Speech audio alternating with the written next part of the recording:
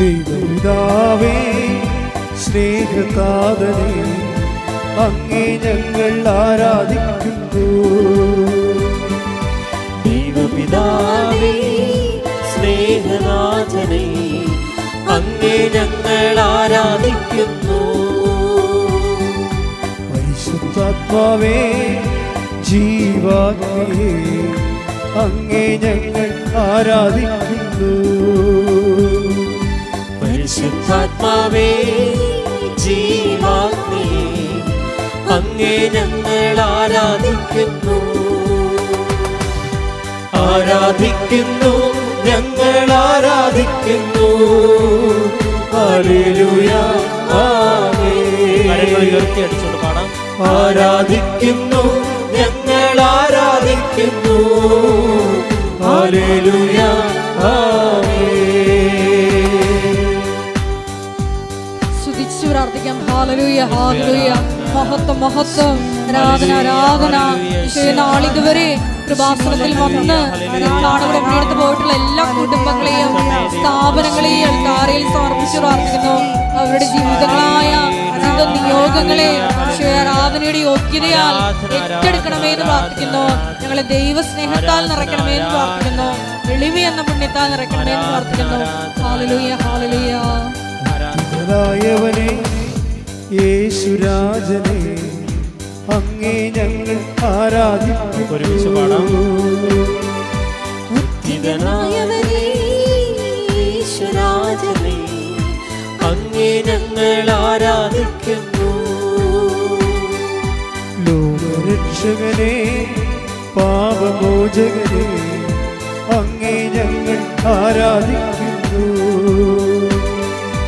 ലോകരക്ഷകനേ പാപമോചകനേ, അങ്ങേ ഞങ്ങൾ ആരാധിക്കുന്നു. ആരാധിക്കുന്നു, ഞങ്ങൾ ആരാധിക്കുന്നു. ഹല്ലേലൂയ ആമേൻ. കരങ്ങൾ ഉയർത്തി അടിച്ചുകൊണ്ട് ഉച്ചത്തിൽ പാടട്ടെ. ആരാധിക്കുന്നു, ഞങ്ങൾ ആരാധിക്കുന്നു. ഹല്ലേലൂയ ആമേൻ. ആരാധിക്കുന്നു, ഞങ്ങൾ ആരാധിക്കുന്നു. ഹല്ലേലൂയ ആമേൻ. ആമേൻ ആമേൻ യേശുനാഥ. ആമേൻ ആമേൻ ദൈവപുത്ര. ആമേൻ ആമേൻ സർവശക്ത നിത്യപിതാവേ. ആമേൻ ആമേൻ യേശുനാഥ. ആമേൻ ആമേൻ ദൈവപുത്ര. ആമേൻ ആമേൻ സർവശക്ത നിത്യപിതാവേ. നിത്യപിതാവേ. സ്തുതിക്കട്ടെ. ഹല്ലേലൂയ ഹല്ലേലൂയ ഹല്ലേലൂയ ഹല്ലേലൂയ. മഹത്വം മഹത്വം.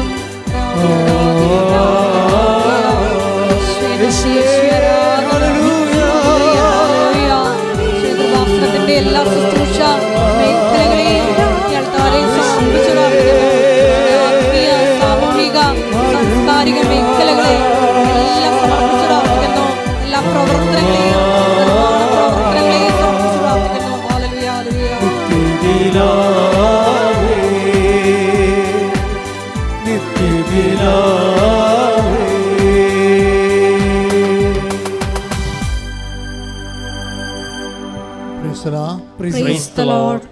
പരിശുദ്ധ പരമദിവ്യകാരുണ്യത്തിന് എന്നേരവും ആരാധനയും സ്തുതിയും പുകഴ്ചയും ഉണ്ടായിരിക്കട്ടെ.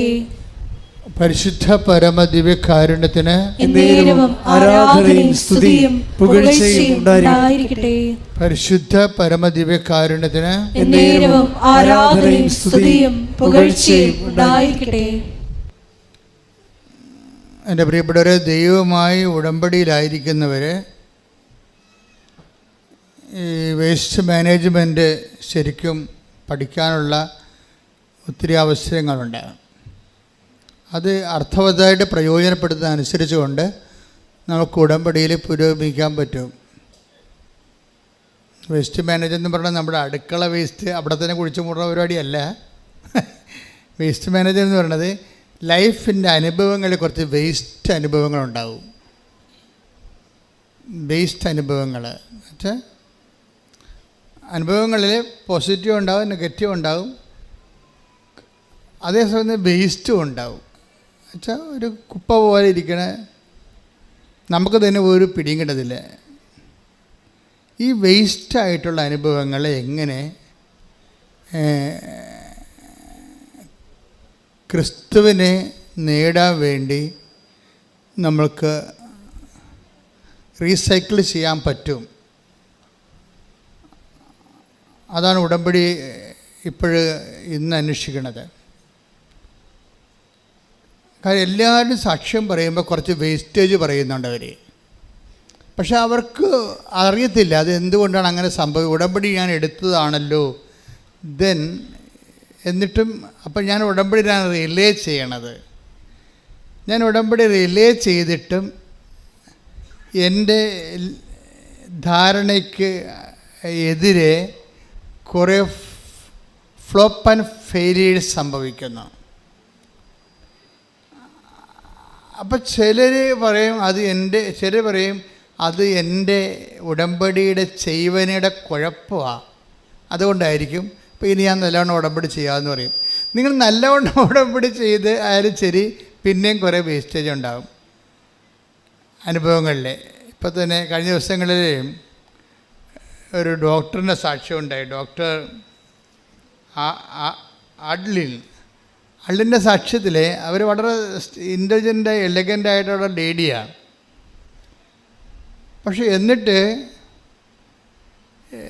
ഞാൻ ഇവിടെ കണ്ടിട്ടുണ്ട് ഈ ചില മലയാളം +2 IELTS എഴുതി ഒറ്റ സ്ട്രെച്ചിന് പാസ്സാകണത്.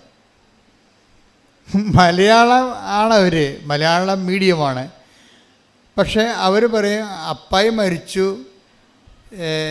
എൻ്റെ അനിയനാണ് എനിക്ക് വീട്ടിലുള്ളത്, അമ്മയുടെ ചെറിയ വരുമാനം കൊണ്ട് ഞങ്ങൾ ജീവിക്കണത്, അപ്പോൾ എന്നെ നീ കരകയറ്റി വിട്ടില്ലെങ്കിൽ കുടുംബം മുങ്ങിപ്പോകും എന്ന് മാതാവിനോട് ഡയറക്റ്റ് കമ്മ്യൂണിക്കേറ്റ് ചെയ്യും. പ്രേരണ സത്യത്തിൻ്റെ ഘടനകൾ പ്രാർത്ഥനയിൽ എപ്പോഴും ഉണ്ടാകണം എന്നുള്ളതാണ്. കാര്യം ഈ ഉടമ്പടി ഒരു വിഷയം നോട്ട് ബൈ മെറിറ്റിൽ വർക്ക് ചെയ്യും. ഇത് ബൈബിളിൻ്റെ മുഴുവൻ കോൺസെപ്റ്റിൽ ഈ നോട്ട് ബൈ മെറിറ്റ് ഉണ്ട്. ഉടമ്പടി മാത്രമല്ല. നോട്ട് ബൈ മെറിറ്റ് എന്ന് പറയുന്നത് എന്താണ്? നിൻ്റെ യോഗ്യത കൊണ്ടല്ല, എൻ്റെ കൃപ കൊണ്ട്. അപ്പോൾ നമ്മുടെ യോഗ്യത ഇല്ലെങ്കിലും ഉടമ്പടി പെർഫെക്റ്റ് ആണെങ്കിൽ ദൈവം ആ ഓപ്ഷൻ ഉപയോഗിച്ചുകൊണ്ട് നിങ്ങളെ ഹെൽപ്പ് ചെയ്യും. അതുകൊണ്ടാണ് ഈ മലയാളം മീഡിയംകാർ +2 IELTS എഴുതുമ്പോൾ ഒറ്റ സമയത്ത് തന്നെ പാസ്സായി വരും. അത് കർത്താവിൻ്റെ ശക്തിയാലാണെന്ന് നമുക്ക് മനസ്സിലാകും. അപ്പോൾ ഈ സൈന്യത്താലും ശക്തിയാലും അല്ലാതെ കർത്താവിൻ്റെ കൃപയിൽ വർക്ക് ചെയ്യുന്ന കുറേ അനുഭവങ്ങൾ നമ്മുടെ ജീവിതത്തിലുണ്ട്. അത് ഉടമ്പടിയുടെ ഒരു തനത് ഫോർമുലയാണത്. പക്ഷെ ഞാൻ പറയണത് അതല്ല. നിങ്ങളതെല്ലാം കൃത്യമായിട്ട് ചെയ്താൽ, ഇപ്പോൾ ഈ ഡോക്ടർ അഡ്ലിന് എന്താ സംഭവിച്ചത്? അവർ MBBS ഡോക്ടറാണ്. ഇനിയിപ്പോൾ ഒരു MDക്കോ മറ്റെന്തിനോ എൻട്രൻസിന് വേണ്ടി വിദേശത്ത് പോയി പഠിക്കാൻ വേണ്ടിയുള്ള ഒരു തയ്യാറെടുപ്പിനാണ്. അതിനു വേണ്ടി അവരെന്താ ചെയ്യണത്? അതിന് 3 ടെസ്റ്റാണ് ഉള്ളത്. ഒരു ടെസ്റ്റ് IELTSൻ്റെ ടെസ്റ്റാണ്. അത് 2 പ്രാവശ്യം എഴുതിയിട്ട് അവർക്ക് കിട്ടിയില്ല. ഓക്കെ, വ്യത്യാസം കണ്ട. +2 മലയാളം മീഡിയം IELTS എഴുതി പെട്ടെന്ന് കയറി പോകുന്നു. ഒരു MBBS ഡോക്ടർ എഴുതിയിട്ട് അത് കിട്ടണില്ല, 2ാമത്തെ പ്രാവശ്യം കിട്ടിയില്ല. ഉടമ്പടി എടുത്തിട്ട് പോലും അവർക്കത് കിട്ടിയില്ല. അപ്പോൾ നിങ്ങളെ സംബന്ധിച്ചിടത്തോളം അതൊരു പസിലായിട്ട് വരും. ഒരു കൊട്ടത്തേങ്ങ പോലെ ഇത് വെട്ടാനും പറ്റത്തില്ല, തുളക്കാനും പറ്റാത്ത അവസ്ഥ. What happen to me? അപ്പോൾ നമ്മുടെ ആത്മവിശ്വാസം ചോദ്യം ചെയ്യപ്പെടാം. ആത്മവിശ്വാസം ശരിക്കും പറഞ്ഞാൽ ഉടമ്പടിയുടെ ഒരു ദൈവശാസ്ത്രം അനുസരിച്ച് ആദ്യം ചോദ്യം ചെയ്യപ്പെടേണ്ടത് ആത്മവിശ്വാസം തന്നെയാണ്. കാര്യം ഈ ആത്മവിശ്വാസത്തിനൊരു കുഴപ്പമുണ്ട്. ആത്മവിശ്വാസം അതിൻ്റെ 1 ഡിഗ്രി കൂടിക്കഴിഞ്ഞാൽ അത് അഹന്തയായിട്ട് ഡെവലപ്പ് ചെയ്യും. അതാണ് ആത്മവിശ്വാസത്തിൻ്റെ കുഴപ്പം. ആത്മവിശ്വാസം ഒരു മാനുഷികമായ ഗുണമാണ്, പക്ഷേ അതൊരു പോസിറ്റീവ് ഗുണമാണ് ആത്മവിശ്വാസം. പക്ഷേ സ്പിരിച്വൽ മേഖലയിൽ ചിന്ത വരുമ്പോൾ, സ്പിരിറ്റ് വർക്ക് ചെയ്യുന്ന ഫോർമാറ്റിലേക്ക് വരുമ്പോൾ ഈ ആത്മവിശ്വാസം അതായത് കൂടിയ ആത്മവിശ്വാസമുള്ളവർ, കൂടിയ ആത്മവിശ്വാസത്തെക്കാൾ ശരിക്കും അവർക്കുള്ളത് അഹങ്കാരമാണ്. അവർ തന്നെ അറിയത്തില്ല അത് ആത്മവിശ്വാസമാണെന്ന് അവർ പറയണതേ ഉള്ളൂ. ശരിക്കും പറഞ്ഞാൽ ബേസിക്കായിട്ട് അവർക്കുള്ളത് അഹങ്കാരമാണ്. അഹങ്കാരം എന്ന് പറയുന്ന സംഭവം അഹം ക്യാരി ചെയ്യുന്നതാണ്. അത് എന്തെങ്കിലും ഭൗതികമായ ഒരു എബിലിറ്റിയുടെ കപ്പാസിറ്റിയുടെ അടിസ്ഥാനത്തിൽ നമ്മൾ ഡെവലപ്പ് ചെയ്തെടുത്ത ഒരു ആന്തരികമായ ഭാവമാണ്. ഇവിടെ നോ എൻട്രിയാണ് ദൈവത്തിന്. ഉടമ്പടി എടുക്കുമ്പോൾ എപ്പോഴും നമ്മൾ ശ്രദ്ധിക്കുക, കേവല മനുഷ്യനെ ഉടമ്പടി എടുത്ത് വിജയിപ്പിക്കാൻ പാടാണ്. അതിൻ്റെ ഉടമ്പടി പ്രവർത്തിക്കുന്ന കാലാവസ്ഥ നിങ്ങൾ രൂപപ്പെടുത്തി എടുക്കണം. ഈ ആത്മവിശ്വാസം എന്ന് പറയുമ്പോൾ നിങ്ങളുടെ വിദ്യാഭ്യാസം ചിലപ്പോൾ നിങ്ങൾക്ക് ഓവർ കോൺഫിഡൻസ് നൽകും. ഈ ഓവർ കോൺഫിഡൻസ് പലപ്പോഴും വർക്ക് ചെയ്യണത് സ്പിരിച്വൽ ഓവർ കോൺഫിഡൻസ് നിങ്ങളുടെ ഇടയിൽ പറഞ്ഞാൽ കുഴപ്പമില്ല. പക്ഷേ സ്പിരിച്വൽ ലാംഗ്വേജിൽ ഓവർ കോൺഫിഡൻസ് ശരിക്കും പറഞ്ഞാൽ പ്രൈഡിൻ്റെ ഭാഗമായിട്ട് വരും. പ്രൈഡ് വന്നാൽ പിന്നെ വരേണ്ടത്, പ്രൈഡിൽ ഇത് വർക്ക് ചെയ്യത്തില്ല. ഉടമ്പടി പ്രൈഡിൽ, അഹങ്കാരത്തിൽ ഉടമ്പടി, ഓവർ കോൺഫിഡൻസിൽ ഉടമ്പടി വർക്ക് ചെയ്യത്തില്ല. അപ്പോൾ ദൈവം ആദ്യം ചെയ്യണത് നിങ്ങളെ കാഷ്വാലിറ്റി കയറ്റിയിട്ട് നിങ്ങളുടെ ഓവർ കോൺഫിഡൻസ് ടോർപ്പഡോ ചെയ്യാൻ നോക്കൂ. അതിപ്പോൾ ഈ ആൾഡലിൻ്റെ സാക്ഷ്യം മാത്രമല്ല, പല സാക്ഷ്യങ്ങളും നോക്കിയാൽ മനസ്സിലാവും. ഓവർ കോൺഫിഡൻസിൽ നിങ്ങൾക്ക് വരാൻ പോകുന്നൊരു കുഴപ്പം, നിങ്ങളുടെ ഇൻവെസ്റ്റ്മെൻറ്റ് ഒരു ക്വാളിറ്റേറ്റീവ്ലി ലോ ഇൻവെസ്റ്റ്മെൻ്റ് ആയിരിക്കും. മനസ്സിലായില്ലേ? ഗുണപരമായിട്ട് നിലവാരം കുറഞ്ഞ ഒരു നിക്ഷേപമാണ് ശരിക്കും നിങ്ങൾക്ക് ഓവർ കോൺഫിഡൻസുകാർക്ക് ഇതിൻ്റെ അകത്ത് വരണത് ഉടമ്പടി വരണത്. എന്താ കാര്യം? ഇതിപ്പോൾ ഉടമ്പടി എടുത്ത് എല്ലാവരും എടുക്കണമല്ലോ, എൻ്റെ കൂട്ടുകാരൊക്കെ ഉടമ്പടി എടുത്ത്, അതുകൊണ്ട് ഞാൻ എടുക്കണേ. ഉടമ്പടി എടുത്തില്ലെങ്കിലും എനിക്കറിയാം ഇത് റാങ്ക് ലിസ്റ്റിൽ കയറിപ്പോവും, ഞാൻ പാസ്സാവും, അല്ലെങ്കിൽ എനിക്ക് ജോലി കിട്ടുമെന്ന് എനിക്കറിയാം. ഇതാണ് ഓവർ കോൺഫിഡൻസ്. അപ്പോൾ അതുകൊണ്ട് ഈ ഓവർ കോൺഫിഡൻസുകാർക്ക് അവർ ഡേഞ്ചറസ് സോണിലാണ്. എന്താ കാര്യം? ദൈവം അത് വർക്കൗട്ട് ചെയ്യത്തില്ല. അവർ ഓവർ കോൺഫിഡൻസ് അഹങ്കാരമായിട്ട് ഡെവലപ്പ് ചെയ്തിരിക്കണ കാരണം അവിടെ ആത്മാവ് പ്രവർത്തിക്കാൻ പാടായിരിക്കും. അതുകൊണ്ട് ദൈവം എന്തുമാത്രം വർഷങ്ങൾ കാത്തിരുന്നറിയാമോ ഈ ആളെ ഒന്ന് ജനിപ്പിച്ചെടുക്കാൻ. ജൂഡിത്തിനെ എസ്തേറിനെ പോലെയൊക്കെ നല്ല തലക്കനമുള്ള പെണ്ണുങ്ങൾ ഇസ്രയേലിലുണ്ടായിരുന്നു. ഇസ്രയേലിലെ പെണ്ണുങ്ങൾ നിങ്ങൾക്ക് അറിയാമല്ലോ. ഞങ്ങൾ ഇസ്രയേലിൽ ചെല്ലുമ്പോൾ 9ാം ക്ലാസ്സുകാരത്തി 6ാം ക്ലാസ്സുകാരത്തിയാണ് AK-47 കൊണ്ട് നടക്കുന്നത്. എല്ലാം ട്രെയിൻഡാണ്. അവർക്കൊരു പ്രത്യേക സ്റ്റാമിന ഉള്ള പെൺപിള്ളേരാണ്. പക്ഷേ അത് അത്തരം ടൈപ്പാണ് ജൂഡിറ്റ്, എസ്തേർ. അതിൻ്റെ കൂടെ ഉണ്ടായിരുന്ന ആ ചരിത്രം മുഴുവൻ റൂത്തിൻ്റെ കാലം വരെ നോക്കുമ്പോൾ എല്ലാം ഭയങ്കര ഇനിഷ്യേറ്റീവ് എടുക്കുന്ന ആൾക്കാരാണ്. ഈ റൂത്തിനെ പോലെയുള്ള നല്ല കരളുറപ്പുള്ളൊരു പെണ്ണല്ലെങ്കിൽ രാത്രി പോയി ബോവാസിൻ്റെ അടുത്ത് പോയി കിടക്കുക. അപ്പോൾ അവർ ചെയ്യണ കാര്യങ്ങളെക്കുറിച്ച് അവർക്ക് നല്ല ഇച്ഛാശക്തിയും ദിശാബോധമുള്ള ആൾക്കാരാണ്. പക്ഷേ എൻ്റെ പ്രോബ്ലം വെച്ച് കഴിഞ്ഞാൽ അങ്ങനെയുള്ള ഒരാളെ ഒരു രക്ഷാകര നടപടിക്രമത്തിൻ്റെ കെയർ ടേക്കറായിട്ട് നിർത്താനേ പറ്റത്തുള്ളൂ. അതിൻ്റെ യഥാർത്ഥ ആളായിട്ട് ഏജൻ്റായിട്ട് വെക്കാൻ പറ്റത്തില്ല. അതുകൊണ്ട് റൂത്തും താമറും ഒക്കെ രക്ഷാകര സംഭവത്തിലെ കെയർ ടേക്കേഴ്സാണ്. അവർ ശ്രേണിയിലുണ്ട്, ഇല്ലെന്നൊന്നും പറയണില്ല, ഉണ്ടവർ. പക്ഷേ അവർ ലൈം ലൈറ്റിലില്ല. അവർ ഇങ്ങനെ ഗ്രീൻ റൂമിൽ നിൽക്കണ കാണാം. താമറൊക്കെ ഗ്രീൻ റൂമിലുണ്ട്. രക്ഷാകര ചരിത്രം വായിക്കുമ്പോൾ താമറ അതിൻ്റെ അകത്തുണ്ട്. താമറ വിജാതി സ്ത്രീയാണ്, മോവാബുകാരത്തിയാണ്. അപ്പോൾ അതേസമയം തന്നെ അതേസമയം തന്നെ റൂത്തുണ്ട്, എല്ലാവരും ഉണ്ട്. പക്ഷേ സ്റ്റേജിൽ മറിയം മാത്രമേ ഉള്ളൂ. അതെന്താ കാര്യം? അവിടുന്ന് തന്നെ ദാസിയുടെ വിനീത അവസ്ഥ. മറ്റതൊക്കെ വിനീതപ്പെട്ട് വരാൻ കുറച്ച് സമയമെടുക്കും. റൂത്തും താമരൊക്കെ വിനയപ്പെട്ട് വരാനേ. താമറിൻ്റെയൊക്കെ കാര്യം ഭയങ്കര വിറ്റാണ്. താമര പറയും, ഞാൻ ഗർഭിണിയായിരിക്കണതേ, എൻ്റെ കയ്യിൽ റിങ് ഉണ്ട്, ഇതിൻ്റെ ഉടമസ്ഥനാണ് എൻ്റെ ഗർഭത്തിൻ്റെ ഉത്തരവാദി എന്ന് പറയും. അതാരാണ്? അത് ജൂദയാണ്. യൂദാക്കിട്ട് പണി കൊടുക്കണേ. യൂദയുടെ അഭ്യാസമൊന്നും എൻ്റെ അടുത്ത് നടക്കത്തില്ലെന്ന് പറയും. അപ്പോൾ അവർക്ക് അങ്ങനെ ചങ്കുറപ്പുള്ളവരൊക്കെ ഇതിനകത്തുണ്ട്. പക്ഷെ അവർ രക്ഷാകര നടപടിക്രമത്തിലുണ്ട്. അവർ ഗ്രീൻ റൂമിലാണ്. അവരെ വെച്ചുകൊണ്ട് ക്രിസ്തുവിനെ ഡയറക്റ്റ് പ്രസവിക്കാനൊന്നും പറ്റത്തില്ല.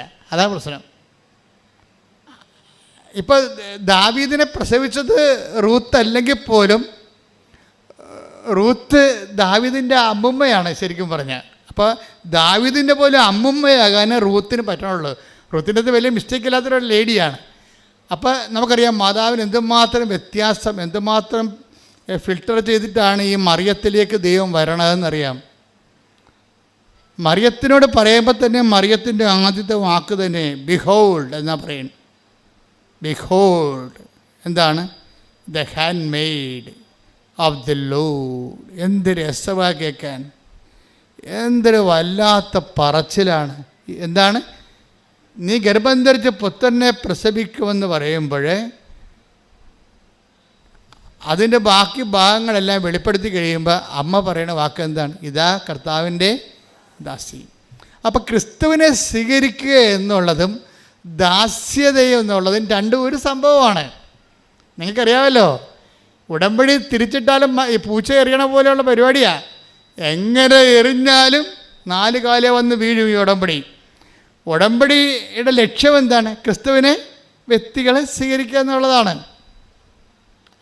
അതിൻ്റെയൊക്കെ ഒരു നിമിത്തമായിട്ട് മാർഗമായിട്ടാണ് ബാക്കിയുള്ള ഭൗതിക സാഹചര്യങ്ങളുടെ സമ്മർദ്ദങ്ങളും അതിൻ്റെ ഒരു പ്രെയർ ഫോമിലേക്കൊക്കെ വെക്കണത്. നിങ്ങളതിൻ്റെ കഥ അറിയാതെ ആട്ടം കാണരുത്. ഇത് ക്രിസ്തുവിനെ സ്വീകരിക്കുകയാണ് എൻ്റെ മെയിൻ സംഭവം. അപ്പം പക്ഷെ ആദ്യമേ അത് ലക്ഷ്യം വെച്ചാൽ നിങ്ങൾക്ക് വേസ്റ്റേജ് കുറഞ്ഞിരിക്കും. ഈ വേസ്റ്റ് നമ്മൾ ഉണ്ടാക്കണതാണേ, ഉടമ്പടി വേസ്റ്റ്. ഇപ്പം ഡോക്ടർ കണ്ടില്ലേ, അവർ MBBS ആണെങ്കിലും അവരാദ്യം MBBS ഡോക്ടർ ആദ്യം IELTS എഴുതി അവർ പറയണ 1/2 മാർക്കിനാണ് തോറ്റുപോയെന്ന്. 1/2 മാർക്കിന് തോറ്റാലും 50 മാർക്ക് തോറ്റാലും തോൽവി എന്നാണ് പറയണത്. അതാണ് സംഭവം. അവർ പറഞ്ഞ 1/2 മാർക്കിനാണ് ഞാൻ തോറ്റുപോയത്, അതാണ് സങ്കടം. 1/2 മാർക്കിന് തോറ്റാലും 5 മാർക്ക് തോറ്റാലും തോറ്റതാണ് സംഭവം. അപ്പം പിന്നെ ഇവരിവിടെ വാള് വെച്ച് കീഴടങ്ങണുണ്ട്, വാളും പരിചയം വെച്ച് കീഴടങ്ങും. എന്താണ്? ഇനി IELTSമായിട്ട് ഞാനില്ല മുന്നോട്ടെന്ന്. അപ്പോൾ ബുദ്ധിമാന്മാരെ ലജ്ജിപ്പിക്കാൻ വേണ്ടി ദൈവം ബലഹീനരെ ഉയർത്തിക്കൊണ്ട് വരുന്നുണ്ടേ. അതിനെ താഴെയുള്ള ആൾക്കാരൊക്കെ IELTS പുഷ്പം പോലെ ജയിച്ചു പോകണ്ടേ. അപ്പോൾ അവിടെ എന്താണ് കുഴപ്പം? ഡോക്ടറിന് മെറിറ്റില്ലേ? ഡോക്ടറല്ലേ, അവർക്ക് MBBS എഴുതാമെങ്കിൽ ഒരു 100 IELTS എഴുതിയെടുക്കാൻ പറ്റും. അപ്പോൾ അവർക്ക് മെറിറ്റുണ്ട്. ഈ മെറിറ്റ് ഇവർക്ക് ആവശ്യമില്ലാത്തൊരു ആത്മവിശ്വാസം കൊടുത്തിട്ടുണ്ട്. ഇനി ദൈവത്തിന് മുമ്പിലുള്ള പരിപാടി എന്താണ്? ദൈവത്തെ സംബന്ധിച്ചിടത്തോളം നിങ്ങൾക്കറിയാമല്ലോ, നിങ്ങൾ IELTS പാസ്സായതുകൊണ്ടോ നിങ്ങളുടെ വീട്ടിൽ അല്ലെങ്കിൽ നിങ്ങൾ വസ്തു വിറ്റത് കൊണ്ടോ കല്യാണം നടത്തിയതുകൊണ്ടോ ഈ കച്ചവടത്തിൽ ദൈവത്തിന് ലാഭമൊന്നുമില്ല. അത് ആദ്യമേ നിങ്ങൾ മനസ്സിലാക്കണം. നമുക്ക് മാത്രമേ എന്തെങ്കിലും ലാഭമുള്ളൂ, മെച്ചമുള്ളൂ. അപ്പോൾ ബുദ്ധിയുള്ള നിങ്ങൾ എന്ത് ചെയ്യണം?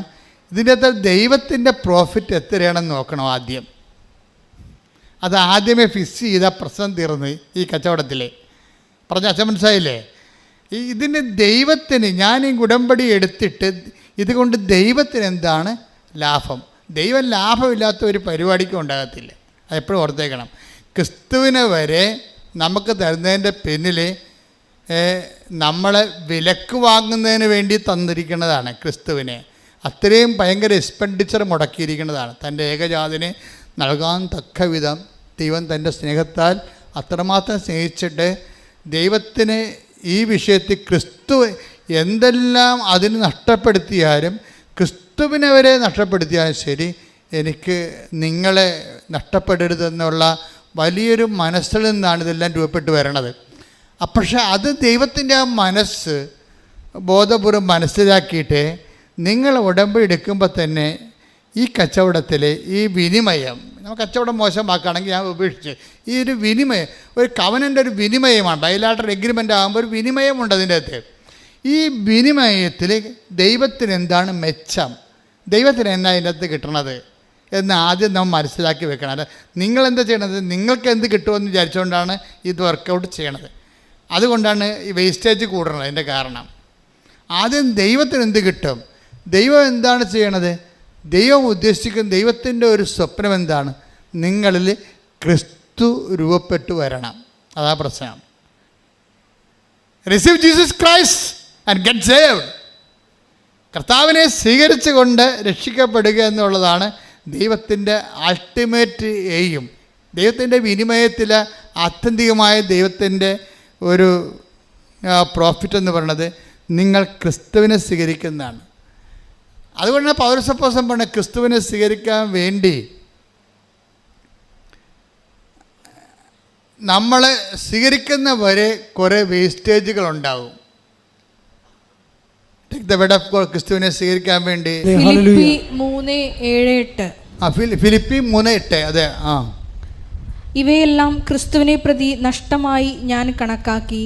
ഇവ മാത്രമല്ല, എൻ്റെ കർത്താവായ യേശുക്രിസ്തുവിനെ പറ്റിയുള്ള ജ്ഞാനം കൂടുതൽ വിലയുള്ളതാകയാൽ സർവവും നഷ്ടമായി തന്നെ ഞാൻ പരിഗണിക്കുന്നു.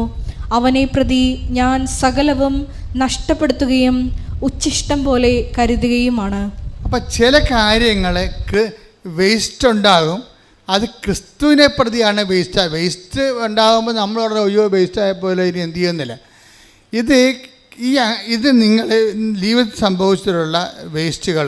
ഇത്രയും നാൾ നിങ്ങളുടെ പരിശ്രമങ്ങളില്ലേ, നിങ്ങൾ എന്തുമാത്രം ഇൻട്രസ്റ്റ് എഴുതി, എന്തുമാത്രം ഇൻ്റർവ്യൂവിന് പങ്കെടുത്ത്, എത്ര ചെറുക്കന്മാർ വന്ന് നിങ്ങളെ കണ്ടു, എന്തുമാത്രം കാപ്പിയും ബിരിയാണിയും മിക്സറൊക്കെ അവന്മാർ കഴിച്ചിട്ട് പോയി, എന്നിട്ട് ഒരു കല്യാണം ഒത്തില്ലല്ലോ. എന്തുമാത്രം വേസ്റ്റേജാണ് വരണത് ജീവിതത്തിൽ. ഞാൻ ജീവിതത്തെക്കുറിച്ചാണ് സംസാരിക്കണത്, നിങ്ങളവർക്കും വേറെ കാര്യമാണ്. ഞാൻ ജീവിതത്തെക്കുറിച്ച് തന്നെ സംസാരിക്കണത്.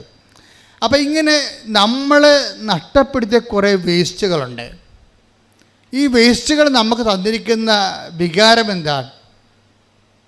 നിരാശ, പരാജയബോധം, കുറേ സാധനമില്ലേ നമ്മുടെ വേസ്റ്റ്. നിങ്ങൾ ഞാൻ കൽക്കട്ടായി വരെ പോയി ആ വിസ ഇൻ്റർവ്യൂവിന് പങ്കെടുത്തതാണ്, എന്നിട്ട് അത് കിട്ടിയില്ലെന്ന് പറയും. കാശും പോയി, വിസയും കിട്ടിയില്ല, സമയവും പോയി, വേസ്റ്റായില്ലേ.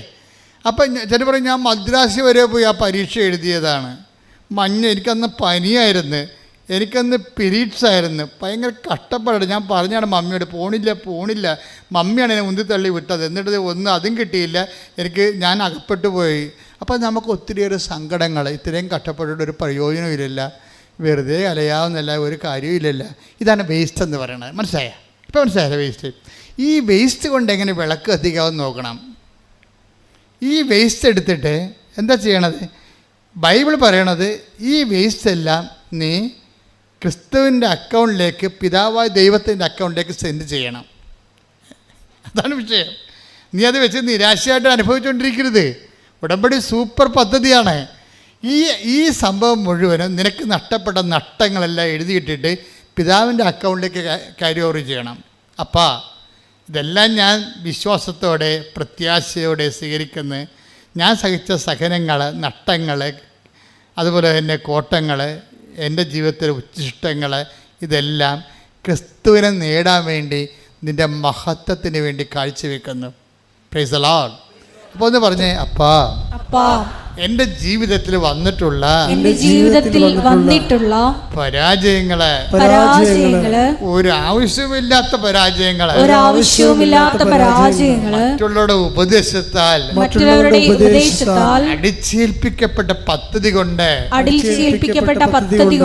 ഞാൻ തന്നെ ഒരു തോൽവിയായി മാറിയ മുഹൂർത്തങ്ങളെ, അപ്പാ ഇത്തരം ജീവിത ഉച്ഛിഷ്ടങ്ങളെ നിന്റെ നാമത്തിന്റെ മഹത്വത്തിനായി നിന്റെ പുത്രനെ സ്വീകരിക്കാൻ വേണ്ടി ഞാൻ നിന്നെ നിനക്ക് സമർപ്പിക്കുന്നു. ഈ വേദനകളെ സ്വീകരിച്ചുകൊണ്ട് നീ എന്നിൽ അപ്പാ ക്രിസ്തുവിനെ രൂപപ്പെടുത്തണമേ. ഈ വേദനകളെ വേസ്റ്റുകളെ സ്വീകരിച്ചുകൊണ്ട് അപ്പാ നീ എന്നിൽ ക്രിസ്തുവിനെ രൂപപ്പെടുത്തണമേ. ആരാധന ഈശോയെ, നിന്നെ നേടുവാൻ വേണ്ടി എല്ലാം ഇഷ്ടം പോലെ കരുതുവാനുള്ള വലിയ കൃപ നൽകണമേ. ഞങ്ങളുടെ സഹനങ്ങൾ ഈശോയെ കൃപകളാക്കി മാറ്റണം. വലുതാക്കണേ നിന്റെ സ്നേഹത്തിൻ നിഴലാക്കണേ. എന്നെ കുരിശോളം വലുതാക്കണേ. നിന്റെ സ്നേഹത്തിൻ നിഴലാക്കണേ. പരിശുദ്ധ പരമദിവ്യകാരുണ്യത്തിന് എന്നേരവും ആരാധനയും സ്തുതിയും പുകഴ്ചയും ഉണ്ടായിരിക്കട്ടെ. അതായത് ഒരു കൺഫ്യൂഷൻ എപ്പോഴും ബൈബിള് സൂക്ഷിക്കുന്നത് ക്രിസ്തു എവിടുന്ന് വരുമെന്ന് അറിയത്തില്ലെന്ന് ബൈബിൾ പറയുന്ന ഒരു സംഭവമാണ്. സത്യമായ ഒരു ആധ്യാത്മിക അനുഭവമാണ്.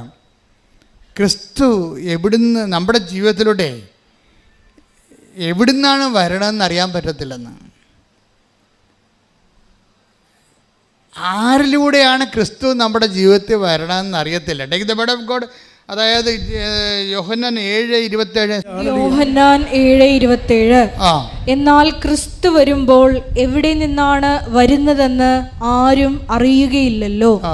അതാണ് അങ്ങനെ ഒരു ക്രിസ്തുവിൻ്റെ വരവിന് അങ്ങനെ ഒരു ഫിനോമിനുണ്ട്. അതായത് എവിടെ നിന്നാണ് വരിക, ആരിലൂടെയാണ് വരിക എന്നറിയത്തില്ലെന്ന്. കർത്താവ് എന്നിട്ട് പറയും, അപ്രതീക്ഷിതമായ സമയത്തായിരിക്കും മനുഷ്യപുത്രൻ വരിക എന്ന് പറയും. മത്തായി 24:44. അതിനാൽ നിങ്ങളും തയ്യാറായിരിക്കണം. പറഞ്ഞേ, അതിനാൽ നിങ്ങളും തയ്യാറായിരിക്കണം. നിങ്ങൾ പ്രതീക്ഷിക്കാത്ത മണിക്കൂറിലായിരിക്കും നിങ്ങൾ പ്രതീക്ഷിക്കാത്ത മണിക്കൂറിലായിരിക്കും മനുഷ്യപുത്രൻ വരുന്നത്. അപ്പൊ ഇത് ക്രിസ്തു എവിടുന്ന് വരുന്നു, ആരിലൂടെ വരുന്നു, എപ്പോൾ വരുന്നു എന്നുള്ളത് വി ഡോണ്ട് നോ. അതിൻ്റെ അർത്ഥം എന്താണ്? ക്രിസ്തു ആരിലൂടെയും വരാം, ക്രിസ്തു എപ്പോഴും വരാം. അതാണ് പ്രശ്നം. ഒന്ന് പറഞ്ഞേ ക്രിസ്തു ആരിലൂടെയും വരാം, എവിടെ നിന്നും വരാം, ഏത് സമയത്തും വരാം. അപ്പോഴെന്ന് വെച്ചാൽ നമ്മുടെ ഈ അനുഭവങ്ങളില്ലേ, നമ്മുടെ പാസീവ് ആൻഡ് നെഗറ്റീവ് എക്സ്പീരിയൻസ് ഇല്ലേ, അത് നിങ്ങൾ വളരെ ശ്രദ്ധയോടെ ശ്രദ്ധിക്കണം. അത് നിങ്ങൾ ഓർക്കും വളരെ നല്ല. ഇവിടെ ഈ സാക്ഷ്യം പറഞ്ഞതെല്ലാം പോസിറ്റീവായിട്ടുള്ള ഗ്രീൻ ചാനലിലൂടെ ക്രിസ്തു വന്നതിൻ്റെതാണ് ഇല്ലേ. ഇത് ഭൗതിക നേട്ടങ്ങളെല്ലാം അങ്ങനെയാണ്. പക്ഷേ ആധ്യാത്മിക നേട്ടങ്ങളെ കൃപ സ്വീകരിക്കുന്നതെല്ലാം നെഗറ്റീവ് ചാനലിലൂടെയാണ് ക്രിസ്തു വരണത് പലപ്പോഴും. അത് എങ്ങനെ മനസ്സിലാക്കണത്? Negative channel. ഇപ്പം ഞാനിവിടെ നിൽക്കുമ്പോൾ എൻ്റെ അപ്പന് ഭയങ്കര ഇഷ്ടമായിരുന്നു എന്നെ പട്ടക്കാരനാക്കണത്. പക്ഷേ ഞാൻ 10ാം ക്ലാസ് പാസ്സായപ്പോൾ 3 മാസം മുമ്പ് അപ്പം പോയി, യാത്രയായി, തീർന്നു. പിന്നെ എന്നെ കൊണ്ടുപോകാനും ആരുമില്ല. ഞാനൊരു നിക്കറിട്ട് സ്വന്തമായിട്ടാണ് സെമേരി ചേർന്നത്. ആരുമില്ലായിരുന്നു. എനിക്കറിയാവുന്ന ഒരു കർത്താവിൻ്റെ മാലാഖ ഉണ്ടായിരുന്നു. ആകപ്പാടെ കൊന്ത പോലും അറിയാൻ പാടില്ല. കർത്താവിൻ്റെ മാലാഖ എൻ്റെ അപ്പം പഠിപ്പിച്ചിട്ടുണ്ട് എന്നെ. ഞാൻ എവിടെ പോയാലും കർത്താവിൻ്റെ മാലാഖ ചൊല്ലിക്കൊണ്ടേ പോകത്തുള്ളൂ. പക്ഷെ അത് ഇത്രയും വലിയ പ്രാർത്ഥനയാണെന്ന് എനിക്കറിയത്തില്ല. ഇപ്പം എനിക്ക് മനസ്സിലായി. രക്ഷാകര സംഭവങ്ങൾ മനുഷ്യൻ മുട്ടയിൽ നിന്ന് മൊത്തം പ്രാർത്ഥിക്കേണ്ട പ്രാർത്ഥന കർത്താവിൻ്റെ മാലാഖയാണ്. എന്താണ്? ആ കർത്താവിൻ്റെ മാലാഖ തന്നെയാണ് ഞാൻ ഇന്ന് നിങ്ങളോട് പറയുന്നത്. എന്താണ്? കർത്താവിൻ്റെ മാലാഖ പരിശുദ്ധ മറിയത്തോട് വചിച്ചു, പരിശുദ്ധാത്മാവിനാൽ മറിയം ഗർഭം ധരിച്ചു. കൈയടിക്കട്ടെ, ശ്രദ്ധിക്കട്ടെ.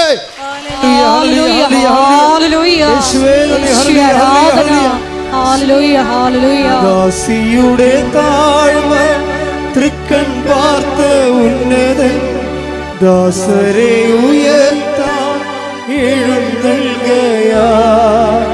ദാസിയുടെ താഴ്മ തൃക്കൺ പാർത്ത ഉന്നതൻ ദാസരെ ഉയർത്താൻ എഴുന്നള്ളുകയാ. എന്തൊരാനന്ദം, എന്തൊരാനന്ദം, അമ്മ മേരിയൊപ്പം ആരാധിക്കുമ്പോൾ. എന്തൊരാനന്ദം, എന്തൊരാനന്ദം, അമ്മ മേരിയൊപ്പം ആരാധിക്കുമ്പോൾ. പരിശുദ്ധ പരമദിവ്യകാരുണ്യത്തിന് ആരാധനയും സ്തുതിയും പുകഴ്ചയും ഉണ്ടായിരിക്കട്ടെ. അപ്പം മരിച്ചത് ഒരു നെഗറ്റീവ് കാര്യമാണല്ലേ. അപ്പം മരിച്ചത് പിന്നെ എന്താണ്? അതിലൂടെ ഉണ്ടായ ഇമ്പാക്റ്റ് എന്താ? എൻ്റെ അപ്പൻ്റെ മരണത്തിലൂടെ ഉണ്ടായ ഇമ്പാക്റ്റ് എന്താണ്? എൻ്റെ കോൺഫിഡൻസ് തകർന്നു പോയി. നിൻ്റെ അപ്പൻ മരിച്ചാലും നിൻ്റെ കോൺഫിഡൻസ് തകർന്നാലും തകരാത്ത ഒരു ആളാണ് ക്രിസ്തു. കൈയടിക്കട്ടെ, ശ്രദ്ധിക്കട്ടെ.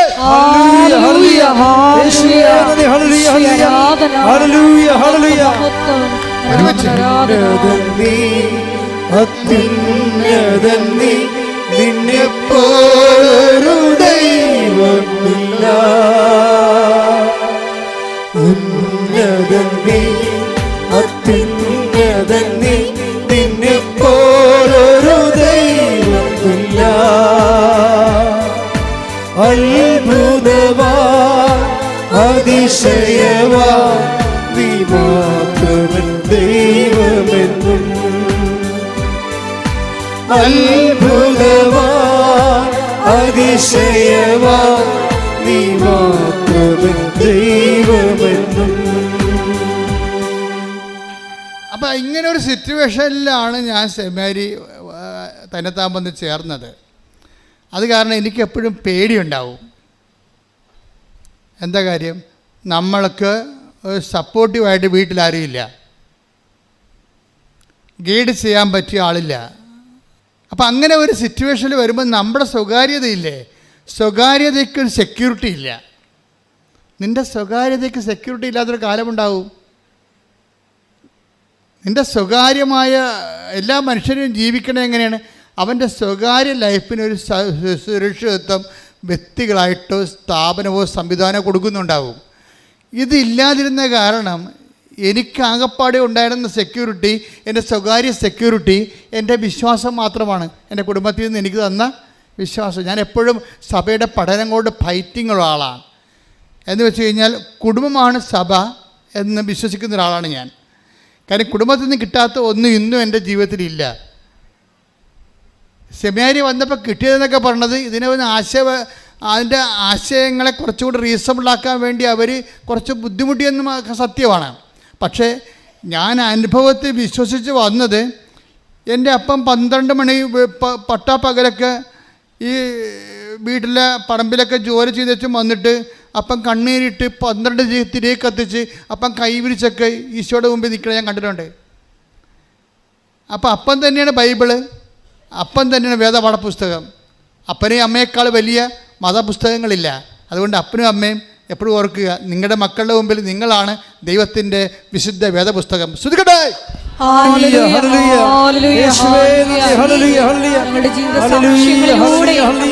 മാതൃകയാകുവാൻ ഈ ആരാധനയിലൂടെ ഞങ്ങളെ അഭിഷേകം ചെയ്യണമേ. ആരാധന ആരാധന യേശുവേ ആരാധന. ഞാൻ കഴിഞ്ഞ ദിവസങ്ങളിൽ ഇവിടെ പ്രാർത്ഥിച്ചുകൊണ്ട് കുഞ്ഞിന് വേണ്ടി പ്രാർത്ഥിക്കുകയാണ്. ആ കുഞ്ഞിന് എന്തോ ചെവി കേൾക്കാൻ പാടില്ല. ആ കുഞ്ഞിന് വേണ്ടി പ്രാർത്ഥിക്കുമ്പോൾ എന്നോട് അമ്മ പറഞ്ഞത്, ചെവി മൊത്തമല്ല, അല്പം കേൾക്കാൻ പാടില്ല. പക്ഷേ അമ്മ എന്നോട് പറഞ്ഞത്, കുഞ്ഞിന് ഭയങ്കര പേടിയാണ് അച്ഛാ, ഇരുട്ടിനെ പേടി, സ്വരത്തിൽ സംസാരിച്ച പേടി, അതാണ് ചീട്ടൽ എഴുതി വെച്ചിരിക്കണത്. അപ്പോൾ ഞാൻ പ്രാർത്ഥിച്ചുകൊണ്ടിരിക്കുന്ന സമയത്ത് ഞാൻ പ്രാർത്ഥന ഇടയ്ക്ക് നിർത്തി. ഞാൻ പറഞ്ഞു, തള്ളേ, ആദ്യം നിങ്ങളുടെ നിലവിളി നിർത്ത്. നിങ്ങൾ ആരാണ്? നിങ്ങൾക്ക് ഒരു അമ്മയാകാനുള്ള യാതൊരു യോഗ്യതയുമില്ല. കാര്യം ഞാൻ ഓൺ ദി സ്പോട്ടിലേ പറയത്തില്ല ആൾക്കാരോട്, പിന്നെ വെച്ചിട്ട് പറയാൻ നമുക്ക് ആളെ കിട്ടത്തില്ലല്ല. ഞാൻ പറഞ്ഞു, നിങ്ങൾക്ക് പ്രസവിക്കാനോ ഒരു കുഞ്ഞിനെ വളർത്താനോ ഒരു യോഗ്യതയുമില്ല. എന്താ കാര്യം? ഇവർ എന്തെങ്കിലും നിസ്സാര കാര്യമാകുമ്പോൾ തന്നെ ആനമൂത്രം പോലെ ഇങ്ങനെ നിലവിളിക്കാൻ തുടങ്ങും. ഈ പെറ്റ കുഞ്ഞ്, ആ കുഞ്ഞുനാൾ മുതൽ ഇവരുടെ കണ്ണും കരച്ചിലും കണ്ട് ആ കൊച്ചിൻ്റെ ആത്മവിശ്വാസം തകർന്നു പോയി. കുഞ്ഞിന് പേടിയായി. ഇനി ഇവർ വേണമെങ്കിൽ പേടിപ്പിക്കുകയും ചെയ്യും, പറഞ്ഞ് പേടിപ്പിക്കുകയും ചെയ്യത്തില്ല. മാക്കാൻ പഞ്ഞു കൊക്കോ എന്നൊക്കെ പറഞ്ഞു കഴിഞ്ഞാൽ പേടിപ്പിക്കത്തില്ല. എന്തെങ്കിലും ചോർത്തിരിക്കാനാണെങ്കിലും മുല കൊടുക്കാനാണെങ്കിലും കുടിക്കുക, നമ്മൾ പേടിപ്പിക്കുക. കുഞ്ഞുങ്ങളുടെ പേടിയെല്ലാം നിങ്ങൾ അമ്മമാരായിട്ട് പകർന്നിട്ടാണ്. പക്ഷെ ചില അമ്മമാരുണ്ട് നല്ല ചങ്കൂറ്റം പോലെ നിൽക്കും. കൊച്ചു താഴെ വീണാൽ പോലും ആ തരതാഴ്ത്തുമെന്നുള്ളതാണ്. കൊച്ചുങ്ങളെ ആ വീഴും, അതൊക്കെ തരതാഴ്ത്തുമെന്നുള്ളത്. നമ്മൾ ചെന്നാൽ മാത്രമേ നിലവിളിക്കത്തില്ല, അല്ലെങ്കിൽ ആ കൊച്ചു തരതാഴ്ന്നിട്ട് വരുവേ. നമ്മൾ എൻ്റെ അമ്മ മകളെ എന്ന് പറഞ്ഞാൽ ഓടി ചെല്ലുമ്പോഴത്തേനും കൊച്ചു കയറാൻ തുടങ്ങും. നമ്മൾ ചെല്ലാനുണ്ടെങ്കിൽ കയറാൻ തുടങ്ങും കൊച്ചിനെ, കാരണം സ്വരം കൂടും. നമ്മൾ മൈൻഡ് ചെയ്യില്ല. ആരും അമ്മ, നിങ്ങൾക്കറിയാമോ, അങ്ങോട്ടും ഇങ്ങോട്ടും കൊച്ചു നോക്കിയിട്ട് അങ്ങോട്ടും കൊച്ചു അമ്മനെ കണ്ടില്ലെങ്കിൽ തന്നെത്താഴ്ന്നിട്ട് ഒരു സംഭവം. അപ്പം നമ്മൾ എപ്പോഴും ശ്രദ്ധിക്കേണ്ട കാര്യം, കുഞ്ഞുങ്ങളുടെ ആത്മവിശ്വാസം കെടുത്തണമൊന്നും ചെയ്യരുത്, മാനുഷികമായ ഭാഷയെ പറഞ്ഞാൽ. പക്ഷെ ദൈവം തൻ്റെ പുത്രനെ നമുക്ക് നൽകുമ്പോൾ നമ്മുടെ ഈ മാനുഷികാവകാശം ചില സമയത്ത് ഡാമേജ് ചെയ്യും. അതിൻ്റെ ഉദ്ദേശം എന്ന് വെച്ച് കഴിഞ്ഞാൽ, നീ ക്രിസ്തുവിനെ സ്വീകരിക്കാൻ വേണ്ടി മാനുഷികമായ ഒരു അഹങ്കാരത്തിൽ ക്രിസ്തുവിനെ സ്വീകരിക്കാൻ പറ്റത്തില്ല. താമറിനായാലും റൂത്തിനായാലും ഒക്കെ ഈ മനുഷ്യാത്മാവും ലോകാത്മാവും ഇത്തിരി കൂടുതലാണ്. അതുകൊണ്ട് മറിയത്തിൻ്റെ അടുത്ത് വന്നപ്പോൾ മറിയം ആണ് ഒത്ത ആളായിട്ട് ദൈവത്തിന് കിട്ടിയത്. മറിയം ചില്ലറപ്പുള്ളിയല്ലേ. മറിയം എന്തെങ്കിലും പറഞ്ഞാൽ സമയമായെന്ന് മറിയം പറഞ്ഞാൽ എന്തുകൊണ്ടാണ് കർത്താവും പറയണത് സമയമായെന്ന് അമ്മ പറഞ്ഞാൽ സമയമായി എന്ന് പറഞ്ഞാൽ എന്താ? മറിയത്തിനെ വിട്ടങ്ങനെ ദൈവത്തിന് ചെയ്യാൻ പറ്റത്തില്ല. എത്ര 4000 കൊല്ലത്തെ സ്ത്രീകളെ മുഴുവനും ഇൻ്റർവ്യൂ ചെയ്ത് മാറ്റിയിട്ടല്ലേ ഈ ആളെ എടുത്തിരിക്കണത്. അപ്പോൾ ആൾ ചില്ലറപ്പുള്ളിയൊന്നും അല്ലല്ലോ. അതാണ് പക്ഷേ ആളെ മനസ്സിലാക്കണം നമ്മൾ ആദ്യം. അപ്പോൾ എന്താ സംഭവിച്ചതെന്ന് വെച്ചാൽ, അമ്മ പറഞ്ഞു, അപ്പാ പറഞ്ഞത് എനിക്ക് മനസ്സിലായി, ഇത് നല്ല റിസ്ക്കുള്ള പരിപാടിയാണ്, ഇത് 10-33 കൊല്ലത്തെ പദ്ധതിയാണ്, ഇത് ചോരയും കണ്ണീരും മാത്രമേ ഈ പദ്ധതിയിലുള്ളേ, ഞാൻ കുരിശിന് ചൂണ്ടി വരെ നിൽക്കണമെന്നൊക്കെ എല്ലാം. കാരണം ഹൃദയത്തിൽ സംഗ്രഹിച്ചു എന്ന് പറയുമ്പോഴേ ടോപ്പ് വെളിപാട് നടക്കുമ്പോൾ അമ്മ ഉടനെ അതിനെക്കുറിച്ച് സംസാരിക്കത്തില്ല. കാര്യം സംസാരിച്ചുകൊണ്ട് കാര്യമില്ലാത്ത വിഷയമാണ്. അതെന്ത് ചെയ്യും? അമ്മ അത് ഹൃദയത്തിൽ സംഗ്രഹിക്കും. കുരിശിൻ്റെ അംശമുള്ള നമ്മുടെ പെസഹാപ്പത്തിലൊക്കെ കുരിശ് വെച്ച് വരത്തില്ലേ? അപ്പോൾ കുരിശ് വെച്ച് വരുന്ന അനുഭവങ്ങളുണ്ട്. അതിൽ തന്നെ കുരിശ് വെച്ച് വരുന്ന അനുഭവങ്ങളുണ്ട്. കുരിശ് വെച്ച് വരുന്ന അനുഭവങ്ങൾ അമ്മ കഴിച്ചാൽ പിന്നെ മിണ്ടത്തില്ല. അമ്മ മിണ്ടാണ്ടിരിക്കും. എന്താ കാര്യം? ഇത് കാൽവരി വരെ പോകുന്ന ഒരു പദ്ധതിയാണിത്, ചെറിയ യാത്രയല്ല.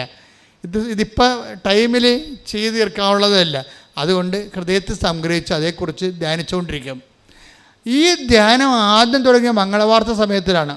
മംഗളവാർത്തയിൽ പെട്ടെന്ന് അമ്മ പറഞ്ഞു, അപ്പാ പറഞ്ഞ എല്ലാം എനിക്ക് മനസ്സിലാകുന്നുണ്ട്, പരിശുദ്ധാത്മാവിനോട് പറയണ്ടേ, എനിക്കിതിനകത്ത് ഒന്നേ പറയുന്നുള്ളൂ, ഇനി എന്തെല്ലാമൊക്കെ കാഷ്വാലിറ്റി ഉണ്ടായാലും behold the hand made of the Lord, ഇതാ കർത്താവിൻ്റെ ദാസി.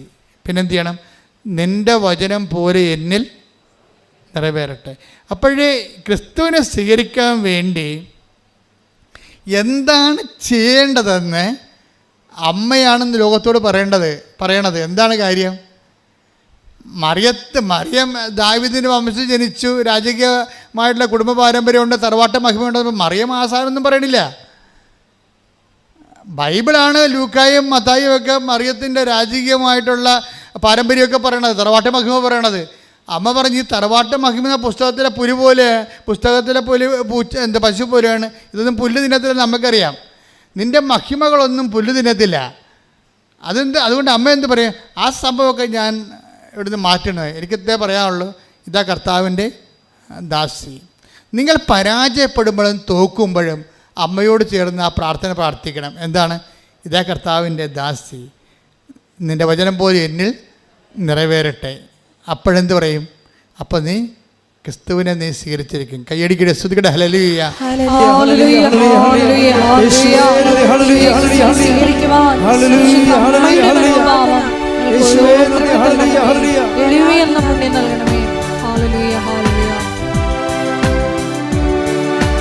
ദാസിയുടെ താഴ്മ തൃക്കൻ പാർത്ത ഉന്നതൻ, ദാസരെ ഉയർത്താൻ എഴുന്നേൽക്കയാ. ദാസിയുടെ താഴ്മ തൃക്കൻ പാർത്ത ഉന്നതൻ, ദാസരെ ഉയർത്താൻ എഴുന്നേൽക്കയാ. എന്തൊരാനന്ദം, എന്തൊരാനന്ദം, അമ്മ മേരിയൊപ്പം ആരാധിക്കുന്നു.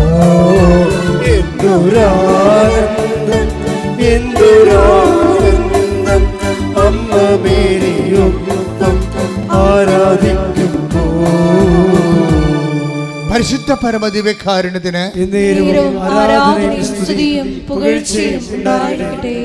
ഡോക്ടർ അള്ളിൻ ആ സാക്ഷ്യത്തിലെ കൂടെ പറയുന്നൊരു കാര്യമുണ്ട്. അതെന്ന് എല്ലാം പറഞ്ഞു തീർന്നിട്ട് ഞാൻ സാക്ഷ്യത്തിൻ്റെ ഓരോ ഭാഗങ്ങൾ ഈശോ തരണമനുസരിച്ചിട്ട് ഞാൻ നിങ്ങളോട് ഷെയർ ചെയ്യാം. ഇവർ അവസാനം പറയുന്ന ഭാഗമാണ് ഇപ്പം എൻ്റെ മനസ്സിൽ വരുന്നത്. ഇവർ പറയണത് എല്ലാം പറഞ്ഞു കഴിഞ്ഞിട്ട് ഇവർ പറയും, നിങ്ങൾക്ക് ഇതൊരു സാക്ഷ്യമാകാം. പക്ഷേ എനിക്കിതൊരു ജീവിതമാണ്. എന്ത് രസം കേൾക്കാൻ. അപ്പോൾ എന്ത് ചിന്തിച്ചാണ് അവർ പറയണത്? നിങ്ങൾക്ക് പലരും പറയണ പോലെ ഇതൊരു സാക്ഷ്യമായിട്ട് വരും, പക്ഷേ എന്നെ സംബന്ധിച്ചിടത്തോളം ഇതൊരു ജീവിതമാണ്. ഞാൻ ക്രിസ്തുവിനെ നേടാൻ വേണ്ടി ദൈവം എന്നെ വ്യത്യസ്തങ്ങളായ ട്രീറ്റ്മെൻറ്റിലൂടെ കടത്തിക്കൊണ്ട് പോകുന്ന എൻ്റെ ജീവിതമാണിത്. കാരണം ദൈവത്തെ സംബന്ധിച്ചിടത്തോളം ക്രിസ്തുവിനെ സ്വീകരിക്കാൻ ഒരു വ്യക്തിക്ക് ഒരു ഇൻഫ്രാസ്ട്രക്ചർ, അല്ലെങ്കിൽ ഒരു ഭൗതികമായ സാഹചര്യം ഉണ്ടെന്ന് കണ്ടാൽ അത് ചില പറയല്ലോ, ഈ പ്രാർത്ഥിച്ചാൽ പിന്നെയും പ്രശ്നം കൂടുകയേ ഉള്ളെന്ന് ചില ആൾക്കാർ പറയും. ചില വിഡ്ഢികൾ പറയത്തില്ലേ, ഇനി പ്രാർത്ഥിച്ചു കഴിഞ്ഞാൽ പ്രശ്നം കൂടുകയാണല്ലോ ആൾക്കാർ പറയണത്. ചിലർക്കത് ശരിയാണ്. എന്താ കാര്യം വെച്ച് കഴിഞ്ഞാൽ, നിങ്ങൾ ഓക്കെയാണെങ്കിൽ നിങ്ങളൊക്കെ ക്രിസ്തുവിനെ നേടാനുള്ള ഒരു കൂടുതൽ ഒരു ചാൻസ്, ഒരു പരുവപ്പെടൽ ഉണ്ടെങ്കിൽ, ഒരു 30 മേനി വിളയുമെങ്കിൽ ക്രിസ്തു നോക്കും അത് 60 മേനിയാക്കാൻ പറ്റുമോ എന്ന് നോക്കും. 60 മേനി കൃപ വിളയണ ആളാണെങ്കിൽ ക്രിസ്തു പറയും 100-ന് ചാൻസുള്ള ആളാണ്, വെയിറ്റ് ചെയ്യാൻ പറയാം. അപ്പം നമുക്ക് കിട്ടുന്ന അനുഭവം എന്താ?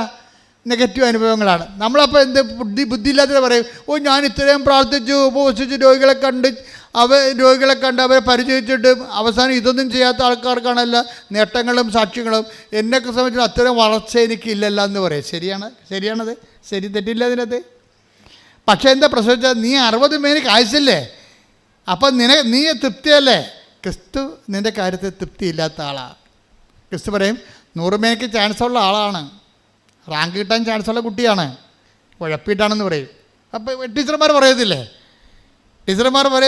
മോഡൽ എക്സാം കഴിയുമ്പോൾ പറയും, റാങ്ക് കിട്ടാൻ ചാൻസുള്ള ആളാണ് കേട്ടോ, ഉഴപ്പരുതേ, സ്കൂളിൻ്റെ പേര് കളയരുതേ എന്ന് പറയും. ടീച്ചർമാർ പറയും. അവരെ കുറ്റം പറയാൻ പറ്റത്തില്ല, അവരുടെ അധ്വാനമല്ലേ. അവരുടെ സ്കൂളിന് പേരുണ്ടെങ്കിൽ മാത്രമേ ആ സ്കൂളിലേക്ക് പിള്ളേരെ വിടത്തുള്ളൂ. മറവിലക്കന്മാർക്ക് അവിടെ ജീവൽ പ്രശ്നമാണ്. അവിടെ മാത്രമല്ല, അവിടെ സ്ഥാപനത്തിന് ജീവൽ പ്രശ്നമാണ്. എന്ന് വെച്ച് കഴിഞ്ഞാൽ സ്ഥാപനത്തിൻ്റെയും അത് പഠിപ്പിക്കുന്ന ടീച്ചർമാരുടെ എല്ലാവരുടെയും ഭാവിയാണ്. അതുകൊണ്ട് കുഞ്ഞുങ്ങളുടെ നിലവാരത്തിൽ നിലർത്തുക എന്നുള്ളത് പ്രധാനപ്പെട്ട കാര്യം തന്നെയാണ്. പക്ഷെ അതുപോലെ തന്നെ ദൈവത്തെ സംബന്ധിച്ചിടത്തോളം നിനക്ക് സാധാരണ ലേഡീസിനോടും സാധാരണ പുരുഷന്മാരോടും ചെയ്യുന്നതിനേക്കാൾ കുറച്ചുകൂടി നെഗറ്റീവായിട്ട് നീതിയില്ലാതെയും ദൈവം നിന്നോട് ചെയ്തെന്ന് വിചാരിച്ചോ?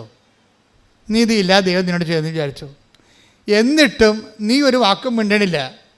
അത് ദൈവമല്ലേ, ദൈവത്തിന് ഇഷ്ടംപോലെ ചെയ്യത്തില്ലേ, ദൈവം കൈവിട്ട് കളയത്തില്ല, അതൊക്കെ ദൈവമല്ലേ. ഞാനെന്തിനാ അതൊക്കെ പറയണത്? കർത്താൻ ഇഷ്ടമുള്ള അപ്പോഴേ ദൈവത്തിന് മനസ്സിലാവും, ഇത് 30 മേനിയാണല്ലോ ഈ സംഭവം, ഇതിനെ 60 മേനിയാക്കാൻ ചാൻസ് ഉണ്ടല്ലോ എന്ന് പറയും. കാര്യം ഭൗതിക വിഷയങ്ങൾ വെച്ചുകൊണ്ട് ദൈവത്തെ അളക്കാതിരിക്കുകയും പരാജയങ്ങളെ ദൈവത്തിൻ്റെ നാമത്തിൽ ആശ്രയിച്ചുകൊണ്ട് അപ്പോഴും വിശ്വാസത്തെ മുൻതൂക്കം കൊടുക്കുകൊണ്ട് ദൈവത്തെ മഹത്വപ്പെടുത്തി ജീവിക്കുമ്പോൾ അവർക്ക് പിന്നെയും ക്ലേശങ്ങളുണ്ടാവും. അത് തീർച്ചയായിട്ടും ഉണ്ടാവും. എനിക്ക് ഈ ശരീരത്തിൽ 4-5 രോഗങ്ങളുണ്ട്, നിങ്ങൾക്കറിയാമല്ലോ. അപ്പോൾ അങ്ങനെ വരുമ്പോൾ എന്തുകൊണ്ടാണ് നിങ്ങൾ പ്രാർത്ഥിക്കുമ്പോൾ പഠനം നിങ്ങൾ കേൾക്കും, ഞാൻ പ്രാർത്ഥിച്ചാൽ അപ്പോൾ തന്നെ അമ്മ 2 പഞ്ഞെടുത്ത് അമ്മ 2 ചെവിയിലും വെച്ചോണ്ടിരിക്കും. എല്ലാം പറഞ്ഞാ എന്ന് ചോദിക്കും, മിണ്ടത്തില്ല. ഞാൻ ഈ അഭ്യാസം എനിക്ക് നേരത്തെ അറിയാവുന്ന കാരണം ഞാൻ അങ്ങനെ പറയാറുമില്ല. ഞാൻ ശുശ്രൂഷ മര്യാദ കൊണ്ടുപോകാനുള്ള ശക്തി തന്നാൽ മതി, വേറെ പ്രശ്നങ്ങളൊന്നും ഇല്ലെന്ന് പറയും. കാര്യം എന്താ? ആളെ ഞാൻ നേരെ കണ്ടതാണ്, എനിക്കറിയാം ഈ ജീവിതം പുച്ചുക്കും ചൂണ്ടാൻ പോവാണെന്ന്. നമുക്ക് ലഭിക്കാതിരിക്കുന്ന മഹത്വത്തെ കുറിച്ച് ഓർക്കുമ്പോൾ ഇന്നത്തെ കഷ്ടതകൾ തുലോം നിസ്സാരമാണ്. കൈയടിച്ച് ചോദിക്കട്ടെ,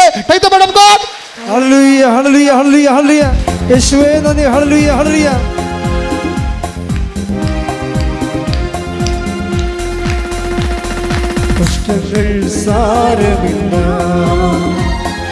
കണ്ണുനീർ സാരമില്ല, കഷ്ടങ്ങൾ സാരമില്ല, കണ്ണുനീർ സാരമില്ല. നിത്യതേജസ്സിൽ ഘനമോർത്തിടുമ്പോൾ ഞൊടി നേരത്തേക്കുള്ള കഷ്ടങ്ങൾ സാരമില്ല, കണ്ണുനീർ സാരമില്ല. പരിശുദ്ധ പരമദിവ്യകാരുണ്യത്തിന് എന്നേരവും ആരാധനയും സ്തുതിയും പുകഴ്ചയും ഉണ്ടായിരിക്കട്ടെ. റോമ 8:18 നമുക്ക് വെളിപ്പെടാനിരിക്കുന്ന മഹത്വത്തോട് തുലനം ചെയ്യുമ്പോൾ പറഞ്ഞേ, നമുക്ക് വെളിപ്പെടാനിരിക്കുന്ന മഹത്വത്തോട് തുലനം ചെയ്യുമ്പോൾ ഇന്നത്തെ കഷ്ടതകൾ നിസ്സാരമാണെന്ന് ഞാൻ കരുതുന്നു. ബൈബിൾ ഈ തുലനം ചെയ്യുന്നതിന് കമ്പാരിറ്റീവ് നടത്തുന്നത്, ഈ താരതമ്യം ചെയ്യുന്നതിന് ബൈബിൾ എതിരാണ്, വിഡ്ഢികളാണെന്നാണ് പറയണത്. താരതമ്യം ചെയ്യാൻ ആൾക്കാർ ഭൗതികമായ വിഷയങ്ങളെ മാനദണ്ഡങ്ങളെ വെച്ച് താരതമ്യം ചെയ്യരുത്. 2 Corinthians 10:12 ആത്മപ്രശംസ നടത്തുന്നവരുടെ ഗണത്തിൽ പെടാനോ, പറഞ്ഞ ആത്മപ്രശംസ നടത്തുന്നവരുടെ ഗണത്തിൽപ്പെടാനോ ഞങ്ങളെ അവരോട് താരതമ്യം ചെയ്യാനോ ഞങ്ങൾ തുനിയുന്നില്ല. പരസ്പരം അളക്കാനും തുലനം ചെയ്യാനും സാഹസപ്പെടുന്ന വിഡ്ഢികളാണ് അവർ. അപ്പൊ പരസ്പരം അളക്കുകയും തുലനം ചെയ്യുകയും ചെയ്യുന്നവരെ, ഇപ്പം തുലനം ചെയ്യുന്നതിനെക്കുറിച്ച് ഇപ്പം നിങ്ങൾ പറയത്തില്ലേ, ഞാനോ വലുത് നീയോ വലുത്. അതുപോലെ തന്നെ വീടുകൾ തമ്മിൽ തുലനം ചെയ്യും, കാറുകൾ തമ്മിൽ തുലനം ചെയ്യും. നിങ്ങൾ ഉടമ്പടി എടുക്കുകയും ജഡിക മനുഷ്യരായി തുടരുകയും ചെയ്യും. അതുകൊണ്ടാണ് ക്രിസ്തുവിന് നിങ്ങൾക്കൊന്നും ചെയ്യാൻ പറ്റാതെ വരുന്നത്. കാര്യം എന്താണ്? പരസ്പരം ജഡിക മനുഷ്യരാണോ അല്ലയോ എന്നറിയണമെങ്കിൽ നിങ്ങളെ ശരിക്കും പേരുകെട്ട വായി നോക്കികളായിരിക്കും. ശരിക്കും പറഞ്ഞാൽ വായി നോക്കികളെന്ന് പറഞ്ഞു കഴിഞ്ഞാൽ ഈ അണിൻ്റെ പിടിൻ്റെ മുഖത്ത് നോക്കണമല്ല. പുറത്തിറങ്ങിയ നിങ്ങളുടെ അടുത്തുള്ള വീടൊക്കെ എത്ര നിലയുണ്ട്, അവിടെ വീട്ടിൽ ചെല്ലുമ്പോൾ എത്ര മുറിയുണ്ട്, അവിടെ കാർ ഏത് കമ്പനിയാണ് എന്നൊക്കെ നോക്കണം. അതാണ് വായി നോട്ടം എന്ന് പറയുന്നത്. ഇനി വായി നാറ്റമെന്നും പ്രധാനമുണ്ട്. പല്ല് തേക്കാതെ നടക്കണ വായിക്കല്ല. എന്ത് പറഞ്ഞാലും ആൾക്കാരുടെ കുറ്റം പറയണ വായി നാറ്റം എന്ന് പറയണത്. ഈ ഉടമ്പടി എടുത്തിട്ട് വായി നോട്ടവും വായി നാറ്റവും ഉണ്ടെങ്കിൽ കുറച്ച് താമസിക്കും ഈ ഉടമ്പടി റൈപ്പായി എടുക്കാൻ. കാര്യം നിങ്ങൾ ജഡിക മനുഷ്യരാണെന്ന് ദൈവം പറയും. കാര്യം നിങ്ങൾ തുലനം ചെയ്യുന്നു. ഇപ്പം നിങ്ങൾ കെട്ടിയെടുത്ത് കാനഡയിൽ പോകാൻ പോണത് ആൻറ്റിയുടെ മക്കൾ പോയത് കൊണ്ടല്ലേ. അവർ മര്യാദയ്ക്ക് എവിടെയെങ്കിലും ഉദ്യോഗസ്ഥം മേടിച്ചെങ്കിൽ അവർ നിങ്ങൾ പോകത്തില്ല. അവർ 10 പുത്തം കൊണ്ടുവന്ന് കഴിയുമ്പോൾ അവരെയും നിങ്ങളുടെ കയ്യിൽ അഭ്യാസം കാണിക്കും. വലിയ ആവശ്യമില്ലെങ്കിലും വലിയ വീടൊക്കെ ഉണ്ടാക്കും. അപ്പോൾ പിന്നെ നാട്ടുകാർ നോക്കുമ്പോൾ നിങ്ങളുടെ വീടാണെന്ന് പറഞ്ഞാൽ ആ വീട്ടിൽ കയറി ഞങ്ങളെ നിങ്ങളുടെ വീടാണെന്ന് വിചാരിച്ച് അവിടെ പോയെന്ന് പറയും. വല്ല കാര്യമുണ്ടാ? പിന്നെ നിങ്ങൾ അവിടെ നിർത്തിക്കൊണ്ട് അവിടെ തന്തയ്ക്ക് വിളിക്കും. അപ്പോൾ ഉടമ്പടി പഴയ മനുഷ്യരായിട്ട് തുടരുന്ന ഒത്തിരി ആൾക്കാരുണ്ട്. ഉടമ്പടി പുതുക്കുന്നതിൻ്റെ ഉദ്ദേശിക്കുക എന്ന് പറയുന്നത് നിങ്ങൾ ആ പേപ്പർ കൊണ്ടൊന്ന് ടിക്ക് ചെയ്യുന്നതല്ല ഉദ്ദേശിക്കുന്നത്. നിങ്ങൾ ഈ ജഡിക മനുഷ്യരിൽ നിന്ന് ക്രിസ്തുവിനെ സ്വീകരിക്കുന്ന, സർവോപരി ഒന്നാമതായി ക്രിസ്തുവിനെ നേടുന്ന, ക്രിസ്തുവിനെ നേടാൻ വേണ്ടി എല്ലാം കുപ്പയെ കരുതുന്ന ആത്മീയ മനുഷ്യരാണെങ്കിൽ നിങ്ങൾക്ക് തുലനം ചെയ്യാൻ വേണ്ടി ദൈവം തന്നിരിക്കണത് എന്താണ്? നമുക്ക് ലഭിക്കാതിരിക്കുന്ന മഹത്വത്തെക്കുറിച്ച് ഓർക്കുമ്പോഴേ, തുലനം ചെയ്യുമ്പോഴേ. അതാ റോമർ 8:18 എന്ന് പറഞ്ഞാൽ നമുക്ക് ലഭിക്കാനിരിക്കുന്ന മഹത്വത്തെക്കുറിച്ച് തുലനം ചെയ്യുമ്പോൾ അവിടെയാണ് തുലനം വരണത്. എന്തെങ്കിലും തുലനം ചെയ്യാനുണ്ടെങ്കിൽ വീട്, ജോലി, കാറ്, ആരോഗ്യം, സൗന്ദര്യം, ഇങ്ങനെ അഴിഞ്ഞു പോണ കാര്യങ്ങളൊന്നുമല്ല തുലനം ചെയ്യേണ്ടത്. നിങ്ങൾ അങ്ങനെ തുലനം ചെയ്യുന്നവരാണ് നിങ്ങളെങ്കിൽ ദൈവത്തിൻ്റെ കണക്ക് പുസ്തകത്തിൽ നിങ്ങൾ ജഡികരെന്ന് പറയും. ജഡാത്മാവിനെ, ഇപ്പം ദൈവാത്മാവിനെ നയിക്കപ്പെടുന്നവർ റോമ 8:14 അനുസരിച്ചുകൊണ്ട് ദൈവത്തിൻ്റെ മക്കളാണെങ്കിൽ തീർച്ചയായിട്ടും ലോകാത്മാവിനെ നയിക്കപ്പെടുന്നവർ ലോകത്തിൻ്റെ സന്തതികളാണ്. ലോകത്തിൻ്റെ സന്തതികളാണെങ്കിൽ കവനൻ്റ് ചെയ്തെന്ന് പറഞ്ഞാൽ പോലും, അതായത് ലോകത്തിനും ഈ ലോകാരുവി മൂക്കനാണ് ദുഷ്ടാരുവി എന്ന് പറയണത്. നിനക്കറിയാലോ, ഒരിക്കലും ഡയറക്റ്റായിട്ട് ദുഷ്ടാരുവി നമ്മളിലേക്ക് വരത്തില്ല. കാര്യം നമുക്ക് ജ്ഞാനസ്ഥാനം, കുംഭസാരം, കുർബാനം, കൂദാശ ജീവിതമൊക്കെ ഉള്ളതാണല്ലോ. അതുകൊണ്ട് ഡയറക്റ്റായിട്ട് ദുഷ്ടാരുവി കയറി പിടിക്കത്തില്ല. പക്ഷേ ദുഷ്ടാരുവി അവിടെ ഒരു തന്ത്രം കാണിക്കുകയാണ് ചെയ്യണത്. എന്താ വെച്ചാൽ ലോകാരുവിയെ കൊണ്ടുവന്ന് ആദ്യം പോസ്റ്റ് ഇടുക. അവനെ പോസ്റ്റ് ഇടുന്നത് എന്താണ്? ലോകാരുവിയെ കൊണ്ടുവന്ന് പോസ്റ്റ് ഇടും. എന്ന് വെച്ച് കഴിഞ്ഞാൽ കൂട്ടുകാർ ഒരു ഇന്ന കോളേജിൽ പഠിച്ചു, എന്നിട്ട് അവൾ ഇവിടെ കുറേ കല്യാണം അവൾക്ക് വന്നതാണ്, ആ കല്യാണം ഒന്നും എടുത്തില്ല, എന്നിട്ട് അമേരിക്കൻ PR ഉള്ള ആളെ മാത്രമേ അവളെ കെട്ടിയുള്ളൂ. അത് കാരണം അവളും കൂട്ടുകാരെയും കൂടി ഫേസ്ബുക്കിൽ, വാട്സപ്പിലുമൊക്കെ അവർ രണ്ടും കൂടി അവിടെ ഇവിടെയൊക്കെ കറങ്ങണ ഫോട്ടോ ഇടുമ്പോൾ നീ ഓർക്കും, ദൈവമേ. ചില പറയും, അതിന് അവൾ പറയും, എടി പ്രസവിക്കണമെങ്കിൽ ഇവിടെ വന്ന് പ്രസവിക്കണം. എടി, അയ്യോ ആണ്, അവിടെയാണ് പ്രസവിക്കേണ്ടത്. ഇത്തിരി നാൾ ഇവിടെ പ്രസവിക്കാൻ നമ്മൾ വിചാരിച്ചിരിക്കുന്നു. ഇപ്പം കൂട്ടുകാരത്തി പറഞ്ഞാൽ അവിടെ പോയി പ്രസവിക്കണം. അപ്പം അവിടെ വന്ന് പ്രസവിച്ചാൽ എന്താ കുഴപ്പം? അല്ല, അവിടെ വന്ന് പ്രസവിച്ചാൽ ഇവിടുത്തെ പിന്നെ മൊത്തം ആനുകൂല്യം കിട്ടും. ദൈവമേ, നമ്മുടെ കയ്യിൽ നിന്ന് കാഴ്ച പോകല്ലേ ഇവിടെ പ്രസവിച്ചാൽ. അപ്പോൾ പിന്നെ ഐഡിയ മാറി. ഇവിടെ പ്രസവിച്ചാൽ നമ്മുടെ കയ്യിൽ നിന്ന് കാശ് പോവില്ല. കാര്യം ഇപ്പം നാട്ടുകാർക്കും വീട്ടുകാർക്കും വേണ്ടി നമുക്ക് ഈ മെഡിക്കൽ കോളേജിൽ പോയി പ്രസവിക്കാൻ പറ്റുമോ? പ്രസവിക്കാൻ കൊച്ചൊക്കെ പുറത്ത് വരുവേ. അതല്ല പ്രശ്നം. ഇവിടുത്തെ ബന്ധുക്കാർ കാണാൻ പറ്റത്തില്ല. അതല്ലേ പ്രശ്നം. അതുകൊണ്ട് നമ്മളെത്ത് മെച്ചമായ ഹോസ്പിറ്റലിൽ പോയിട്ട് ആദ്യം മുറി ബുക്ക് ചെയ്യും. മുറി ബുക്ക് ചെയ്ത് എന്താ കാര്യം? എന്താ, ബന്ധുക്കൾക്ക് വരണ്ടേ, കൊച്ചിനെ കാണണ്ടേ, അവരുടെ സ്റ്റാറ്റസിനെ പറ്റിയ മുറി. അപ്പം നമ്മൾ ഓപ്പറേഷൻ എല്ലാം ഈ പ്രസവം എല്ലാം കഴിഞ്ഞ് വീട്ടിൽ വന്ന് ബന്ധുക്കളെ സ്വന്തപ്പെട്ടവരെല്ലാവരും അവരുടെ സ്റ്റാറ്റസൊക്കെ തൃപ്തിപ്പെടുത്തി വീട്ടിൽ വരുമ്പോൾ നമ്മുടെ കിഡ്നി കൊണ്ട് ആശുപത്രിക്കാർ പോകും. അതില്ല, അവരടിച്ച് മാറ്റി. കഴുത്തേക്ക് കാശാകത്തില്ലേ. ഒരു ദിവസം 16 രൂപയൊക്കെ 4000, 3000 രൂപയൊക്കെ മുറുക്കി ചാർജ് വരികയാണ്. അപ്പോൾ ഈ ലോകത്തിൻ്റെ ഒരു അഭ്യാസമുണ്ട്. ഈ അഭ്യാസത്തിൻ്റെ കൂടെ നിന്ന് കഴിയുമ്പോൾ, കുറേ നാൾ നിന്ന് കഴിയുമ്പോൾ നമ്മൾ ഓർക്കും നമ്മളത്ര കുറഞ്ഞ പുള്ളിയൊന്നും അല്ലെന്ന് ഓർക്കും. നമ്മളത്ര കുറഞ്ഞ പുള്ളിയല്ല. ഇതാണ് ലോകാരൂപി എന്ന് പറയണത്. ഈ ലോകാരൂപി ആയിട്ടാണ് ആദ്യം വരണത്. ഇവൻ തലേ തുണിയിട്ടുണ്ട്, പാത്ത് കുടയും പിടിച്ചൊക്കെ വരും. അകത്ത് കയറി കഴിഞ്ഞിട്ട് കുടയും തുണിയും മാറ്റുമ്പോൾ മാതാവ് പിശാചാണല്ലോ ഇരിക്കണതെന്ന് അപ്പോഴും നമ്മൾ അറിയത്തുള്ളൂ. ഇപ്പം വരുമ്പോൾ അറിയത്തില്ല. ലോകാരൂപിയായിട്ടേ വരത്തുള്ളൂ. പക്ഷേ ഇവൻ അവിടെ ഇരുന്ന് മൂത്ത് ദുഷ്ടാരൂപിയായിട്ട് കൺവേർട്ട് ചെയ്യപ്പെടും. ദുഷ്ടാരൂപിയായി കഴിഞ്ഞാൽ പിന്നെ ആര് നന്നാകുമ്പോഴും നമുക്ക് നെഞ്ചുവേദന ഉണ്ടാകും. അവിടെ പ്രശ്നം. അവർക്ക് ശമ്പളം പെൻഷൻ കിട്ടിയില്ലെന്ന് പറയുമ്പോൾ നമുക്ക് ഭയങ്കര സന്തോഷം. അയ്യോ പിശാചിൻ്റെ പെൻഷൻ കിട്ടാഞ്ഞിരുന്ന ഭാഗം. ഇപ്പോൾ പെൻഷൻ കിട്ടിക്കഴിഞ്ഞാൽ നമ്മുടെ തലയിൽ നിറഞ്ഞിറങ്ങും. അപ്പോൾ തള്ളക്ക് പെൻഷൻ കിട്ടില്ലെങ്കിൽ പോലും അമ്മയും മകനുമൊക്കെ സന്തോഷമാണ്. ഒരു സന്തോഷ വാർത്ത എന്താണ്? അമ്മയുടെ പെൻഷൻ കിട്ടിയില്ലെന്ന്. അതല്ലേ എന്താ, പെൻഷൻ കിട്ടിക്കഴിഞ്ഞാൽ പെമ്മക്കൾ മേടിക്കാൻ വേണ്ടി വരും. പിന്നെ ഈ പെമ്മക്കളുടെ അമ്മയുടെയും 10 ക്ലാസ് ഞാൻ കാണണം. തള്ളക്ക് പെൻഷൻ കിട്ടിയില്ലെങ്കിൽ അതേ സമയം ഞാൻ ഉടമ്പടി എടുത്തതാണ്. പക്ഷേ പെൻഷൻ കിട്ടിയില്ലെങ്കിൽ അതൊരു കെറ്റിക്കാര്യമല്ലേ. പെൻഷൻ കിട്ടിയില്ലെങ്കിൽ നിൻ്റെ ഭർത്താവിൻ്റെ കയ്യിൽ നിന്ന് കാശ് പോവും. പക്ഷേ എന്നാലും മരുമകൾ നാത്തം കെട്ടിയെടുത്ത് വീട്ടിൽ വരത്തില്ലല്ല. അവളുടെ അമ്മയുടെ കൂടി 10 ക്ലാസ് ഞാൻ കാണുന്നല്ലോ എന്ന് ചോദിക്കുമ്പോൾ പെൻഷൻ കിട്ടാത്തപ്പോൾ ഒരു സന്തോഷം. കിട്ടാത്ത നെഗറ്റീവ് കാര്യത്തിന് പോലും സന്തോഷം വരികയാണ്. ഇതിനാണ് ദുഷ്ടാരൂപി എന്ന് പറയുന്നത്. പിടികിട്ടിയ ക്ലിയർ അല്ലേ? നിങ്ങൾക്ക് മനസ്സിലായല്ല? കൈയടിച്ച് ശ്രദ്ധിക്കട്ടെ.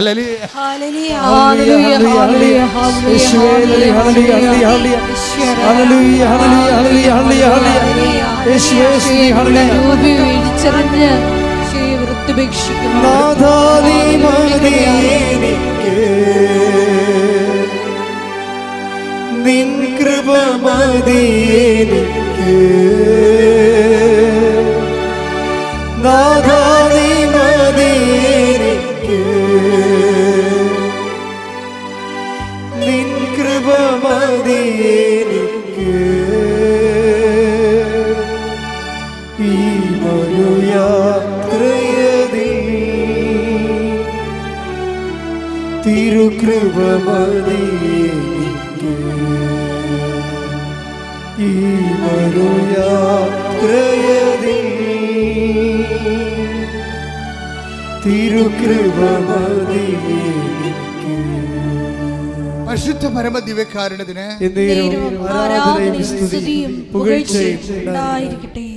ഡോക്ടർ ആൽഡിൻ അടുത്ത സ്റ്റെപ്പ് എന്താണെന്ന് വെച്ച് കഴിഞ്ഞാൽ ഇവർ IELTS തോറ്റു. ഇവർ അത് കഴിഞ്ഞ് ആരോ പറഞ്ഞു OITക്ക് പോകാൻ. OIT നേഴ്സുമാർ പോണതാണ്, ഡോക്ടർമാർ പോണതല്ല ശരിക്കും പറഞ്ഞു. അപ്പം അവരവിടെ കുറഞ്ഞാലും ശരി, ഇത് കിട്ടിയാവുന്ന പോകാമില്ല എന്ന് വിചാരിച്ചുകൊണ്ട് അതിന് പോയെങ്കിലും അതിനും തോറ്റു. ഒരു MBBSകാർ OITക്ക് നോക്കേണ്ട ഒരു സിറ്റുവേഷൻ ഒന്ന് ചിന്തിച്ച് നോക്കിയാൽ അവർക്ക് എന്തുമാത്രം വിഷമം ഉണ്ടാകും, എന്തുമാത്രം പ്രയാസം ഉണ്ടാകും. തോറ്റു. പക്ഷേ ആളിനൊരു ഗുണമുണ്ട്. എന്ത് തോറ്റെന്ന് പറഞ്ഞാലും ആധ്യാത്മികമായിട്ട് ഇവൾ തോക്കത്തില്ല. അവളും ഭർത്താവും കൂടി ഓൺലൈനിൽ ജപമാല ചെല്ലും. തോറ്റ ദിവസം ആയാലും ശരി സന്തോഷത്തോടെ ജപമാല ചെല്ലും. തോറ്റാലും നമ്മളെപ്പോഴും ഓർക്കേണ്ടത് ഈ ക്രിസ്തുവിനെ മുറുകെ പിടിക്കുന്ന ആൾക്കാർക്ക് തോൽവിയില്ല. അവിടെയാണ് വിഷയം വരുന്നത്. ക്രിസ്തു കൂടെ ഇല്ലെങ്കിലാണ് ഇതെല്ലാം തോൽവിയായിട്ട് വരണത്. പിന്നെ നിരാശയായി ചിലപ്പോൾ കെട്ടിത്തൂങ്ങിയെന്ന് വരും. ക്രിസ്തു കൂടെ ഉള്ളത് കാരണം തോൽവിയില്ല. അവളെ ഇത് ചാച്ച ഞാൻ തോറ്റുകടാ, ഇനി എന്ത് ചെയ്യുമെന്ന് അറിയത്തില്ല, പക്ഷെ എന്ത് ചെയ്യുമെന്ന് അമ്മക്കറിയാവില്ല എന്ന് പറഞ്ഞുകൊണ്ട് രണ്ടുപേരും കൊന്തയില്ലും. അങ്ങനെ കുറച്ച് നാളൊക്കെ ജീവിച്ചു. ഞാൻ പറഞ്ഞ് ചാച്ച ഞാൻ കയറി വരട്ടെ. എവിടെ? UK നമുക്ക് അവിടെ ഫ്ലാപ്പ് എഴുതാമല്ലോ. ഞാനവിടെ ഇവിടെ OET IELTS കിട്ടാത്ത ആൾ അവിടെ പോയി എൻട്രൻസ് ടെസ്റ്റ് ഫ്ലാപ്പ് എഴുതാൻ പോയി. അവിടെ പോയി എഴുതി. UK പോയി ഫ്ലാപ്പ് എഴുതി കഴിഞ്ഞപ്പോൾ ഭയങ്കര സന്തോഷം. എന്താണെന്ന് വെച്ചാൽ എല്ലാം അറിയാവുന്ന സംഭവം. അതായത് എല്ലാ ക്വസ്റ്റ്യൻസും എല്ലാ സംഭവവും, അതായത് 90 മാർക്കും കട്ടനയുടെ അറിയാവുന്ന കാര്യങ്ങൾ മാത്രമാണ്. ബാക്കിയാണ് കുറച്ച് അംബിഗസ് ഉള്ളത്. അപ്പോൾ രക്ഷപ്പെട്ടു. ഇനിയിപ്പോൾ നമുക്ക് മുന്നോട്ട് പോകാൻ ഇതായിരിക്കും ദൈവഹിതം എന്നൊക്കെ വിചാരിച്ച ആൾ സന്തോഷമായിട്ടിരിക്കുകയാണ്. കുറച്ച് കഴിഞ്ഞപ്പോൾ ഫ്ലാപ്പ് തോറ്റ്. ഒന്ന് ചിന്തിച്ച് നോക്കിയോ, ഒരു രണ്ട് അനുഭവം. അതാണ് ആൾഡിൻ പറയണത്, നിങ്ങൾക്കിതൊരു സാക്ഷ്യമാണ്, എനിക്കിതൊരു ജീവിതമാണെന്ന്. അതാണ് കാരണം. ഫ്ലാപ്പ് തോറ്റു. ഇപ്പം ഞാനിവിടെ അത് കേട്ടോണ്ടിരിക്കുകയായിരുന്നു. ഫ്ലാപ്പിന് ജയിക്കുമെന്ന് വിചാരിച്ചുകൊണ്ടിരിക്കുകയായിരുന്നു. കാര്യം അത്രയും സ്പിരിച്വൽ ഇൻവെസ്റ്റ്മെൻ്റ് ഉണ്ട് ഇവർക്ക്. എന്നിട്ട് ഇവർ വിട്ടുകൊടുക്കാൻ തയ്യാറല്ല. ഇവരെന്ന് വെച്ചാൽ ഇവർ ഫോണിലൂടെ കരയും. അമ്മയെടുത്ത് ഫോണെടുത്തിട്ട് സഹിക്കാൻ പറ്റാതെ കരയുമ്പോൾ അമ്മ പറയുന്നൊരു വാക്കുണ്ട്, മകളെ ജനിച്ച കാലം മുതൽ നിന്ന് വരെ നീ കരഞ്ഞ് ഞാൻ കണ്ടിട്ടില്ലെന്ന്. നീ ഇപ്പം കരഞ്ഞപ്പോൾ എന്തോ വലിയ സംഭവമായി പോയില്ല. അതാണ് അവൾ കരയണ ആളല്ല, ശരിക്കും പറഞ്ഞാൽ ഗഡ്സുള്ള ആളാണ്. അമ്മ പറയും, ജനിച്ച കാലം മുതൽ ഇന്ന് വരെ നീ കരയണത് ഞാൻ കണ്ടിട്ടില്ല. നീ ഇപ്പം കരഞ്ഞപ്പോൾ എനിക്ക് വല്ലാതെ തോന്നണമെന്ന്. കാര്യം ഇവരുടെ അമ്മയുടെ ആത്മവിശ്വാസം പോകും. അമ്മയുടെ ആത്മവിശ്വാസം പോയാലും ഈ ക്രിസ്തു ഇവരിലുള്ള കാരണം ഇവളുടെ ആത്മവിശ്വാസം പോകത്തില്ല. ഇവൾ തിരിച്ച് UK നിന്ന് ഇന്ത്യയിൽ വരും, മദ്രാസിൽ വരും. മദ്രാസ് വന്നിട്ട് വീണ്ടും പരീക്ഷ. നിങ്ങൾ ഓർക്കണം, നിങ്ങൾ വീഴുമ്പോഴൊക്കെ എഴുന്നേക്കാൻ തോന്നിക്കണമെന്നുണ്ടെങ്കിൽ ഈ വീണിട്ടും എഴുന്നേറ്റ ക്രിസ്തു നിങ്ങൾ ഉണ്ടെന്ന് നിങ്ങൾ ഉറപ്പ് വരുത്തണം. കൈയടിക്കട്ടെ, ശ്രദ്ധിക്കട്ടെ.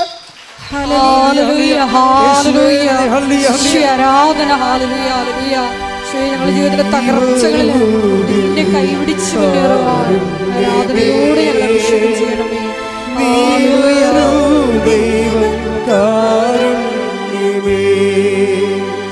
ജീവിതം നിന്നെ കാരുണ്യമേ,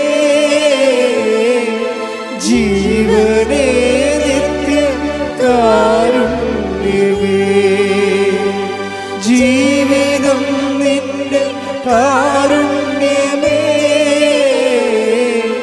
ജീവനേ നിത്യ കാരുണ്യമേ.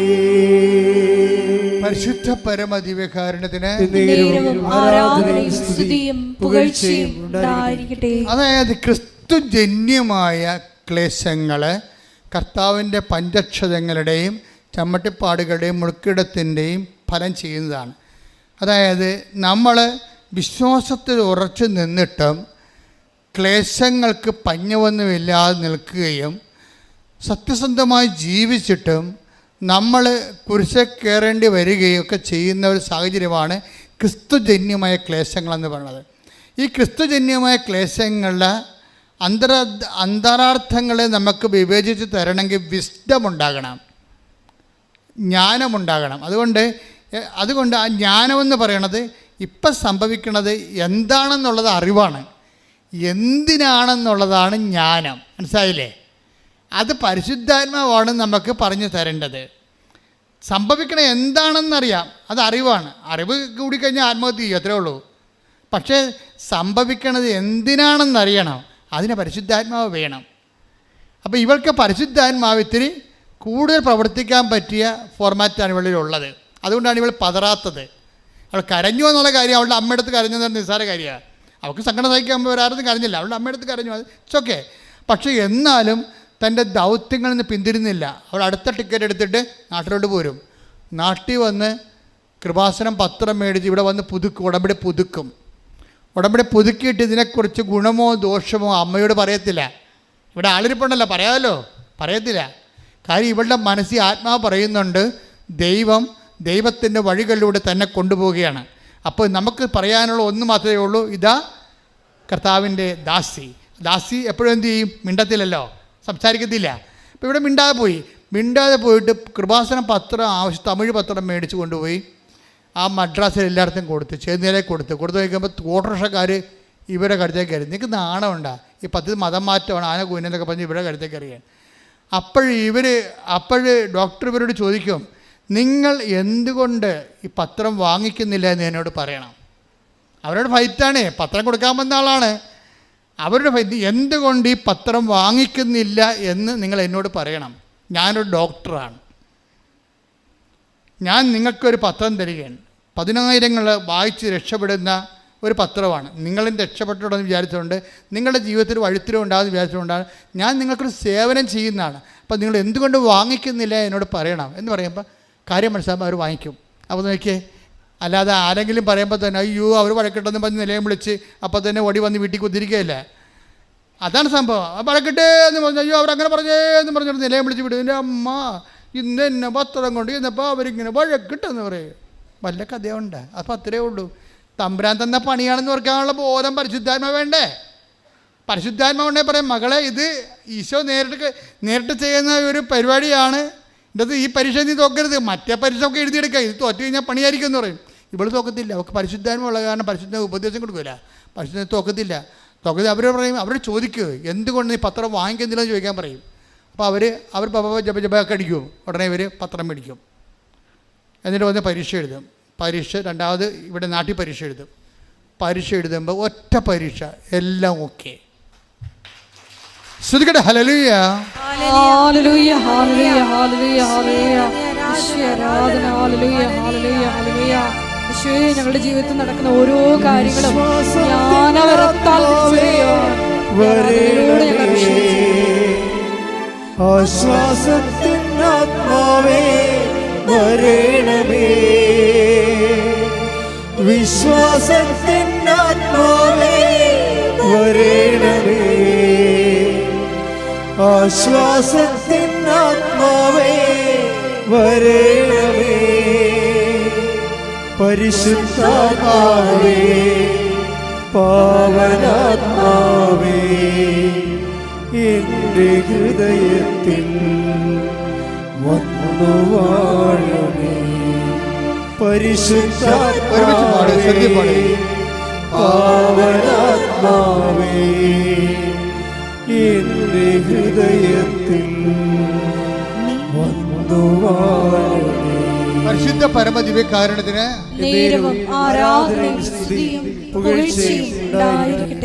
ഡോക്ടർ ആൾഡിനെ പറയുന്ന ഒരു വിഷയം, അവസാനം സാക്ഷ്യം കൺക്ലൂഡ് ചെയ്യുമ്പോൾ പറയുന്ന ഒരു വിഷയം, അവസാനത്തെ പരീക്ഷയാണ് ഞാൻ എൻ്റെ ജീവിതത്തിൽ എഴുതിയ ഏറ്റവും ടഫ് സബ്ജക്റ്റ്. അതാണ് നമ്മുടെ പോയിൻ്റ്. ഇത്രയും നാൾ ഞാൻ എഴുതിയ OET IELTS അവിടെ പോയി ഞാൻ ഫ്ലാപ്പ് എഴുതിയ എല്ലാം സിമ്പിളായിരുന്നു. ഫ്ലാപ്പ് വളരെ സിമ്പിളായിരുന്നു. അപ്പോൾ ഞാൻ തോറ്റുപോയി. ഞാൻ നാട്ടിൽ വന്ന് വീണ്ടും പരീക്ഷ എഴുതുമ്പോൾ ഞാൻ വീട്ടിൽ വന്ന് നിന്നിട്ട് സ്റ്റക്കായിട്ടിരിക്കുകയാണ്. കാര്യം ഞാൻ എഴുതിയ പരീക്ഷകളിൽ ഏറ്റവും പ്രയാസമുള്ളത് അവസാനം മദ്രാസ് എഴുതിയ പരീക്ഷയാണ്. അപ്പം ഞാൻ പപ്പായെ വിളിച്ച് പറഞ്ഞു, ഹസ്ബൻഡ് വിളിച്ച് പറഞ്ഞു, അമ്മയെ വിളിച്ച് പറഞ്ഞു, എന്ത് ചെയ്യണമെന്ന് എനിക്കറിയാൻ പാടില്ല, പക്ഷേ പരീക്ഷയ്ക്ക് ഞാൻ തോക്കും. അത്രയ്ക്ക് മോശമായിരുന്നു എന്ന് പറയും. നീ തോക്കുമോ ജയിക്കുമോ എന്ന് തീരുമാനിക്കണം നീയല്ല, ഉടമ്പടിയിൽ നിന്റെ ദൈവമാണ്. ശ്രദ്ധിക്കട്ടെ.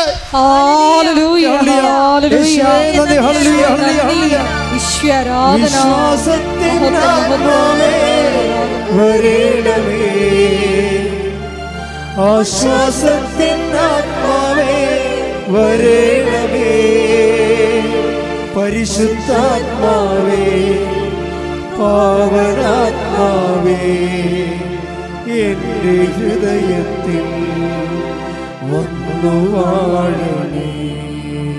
പരിശുദ്ധ പരമദിവ്യകാരുണ്യത്തിന്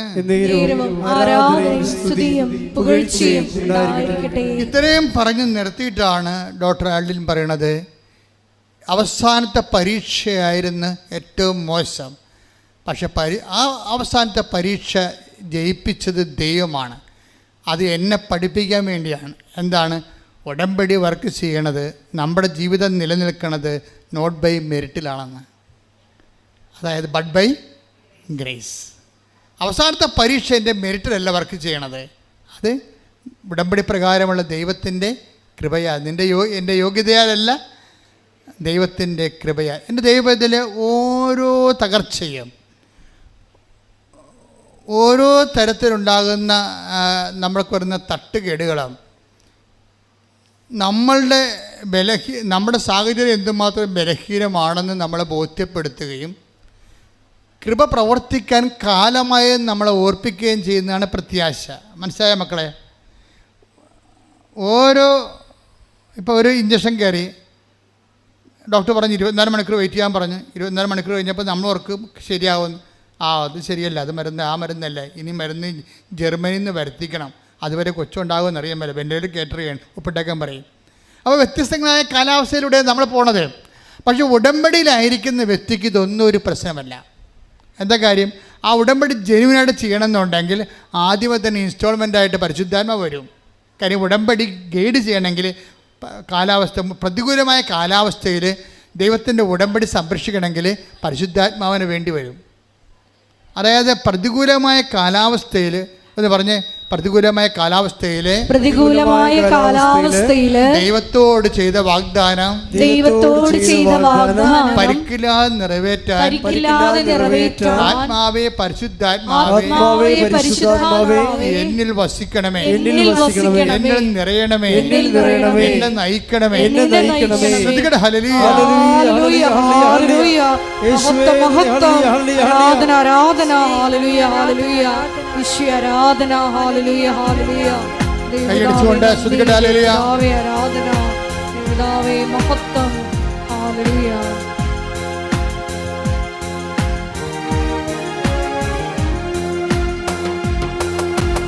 ആത്മാവാം ദൈവമേ വരണേ, എൻ്റെ ഉള്ളിൽ വസിക്കാൻ വരണേ. ആത്മാവാം ദൈവമേ വരണേ,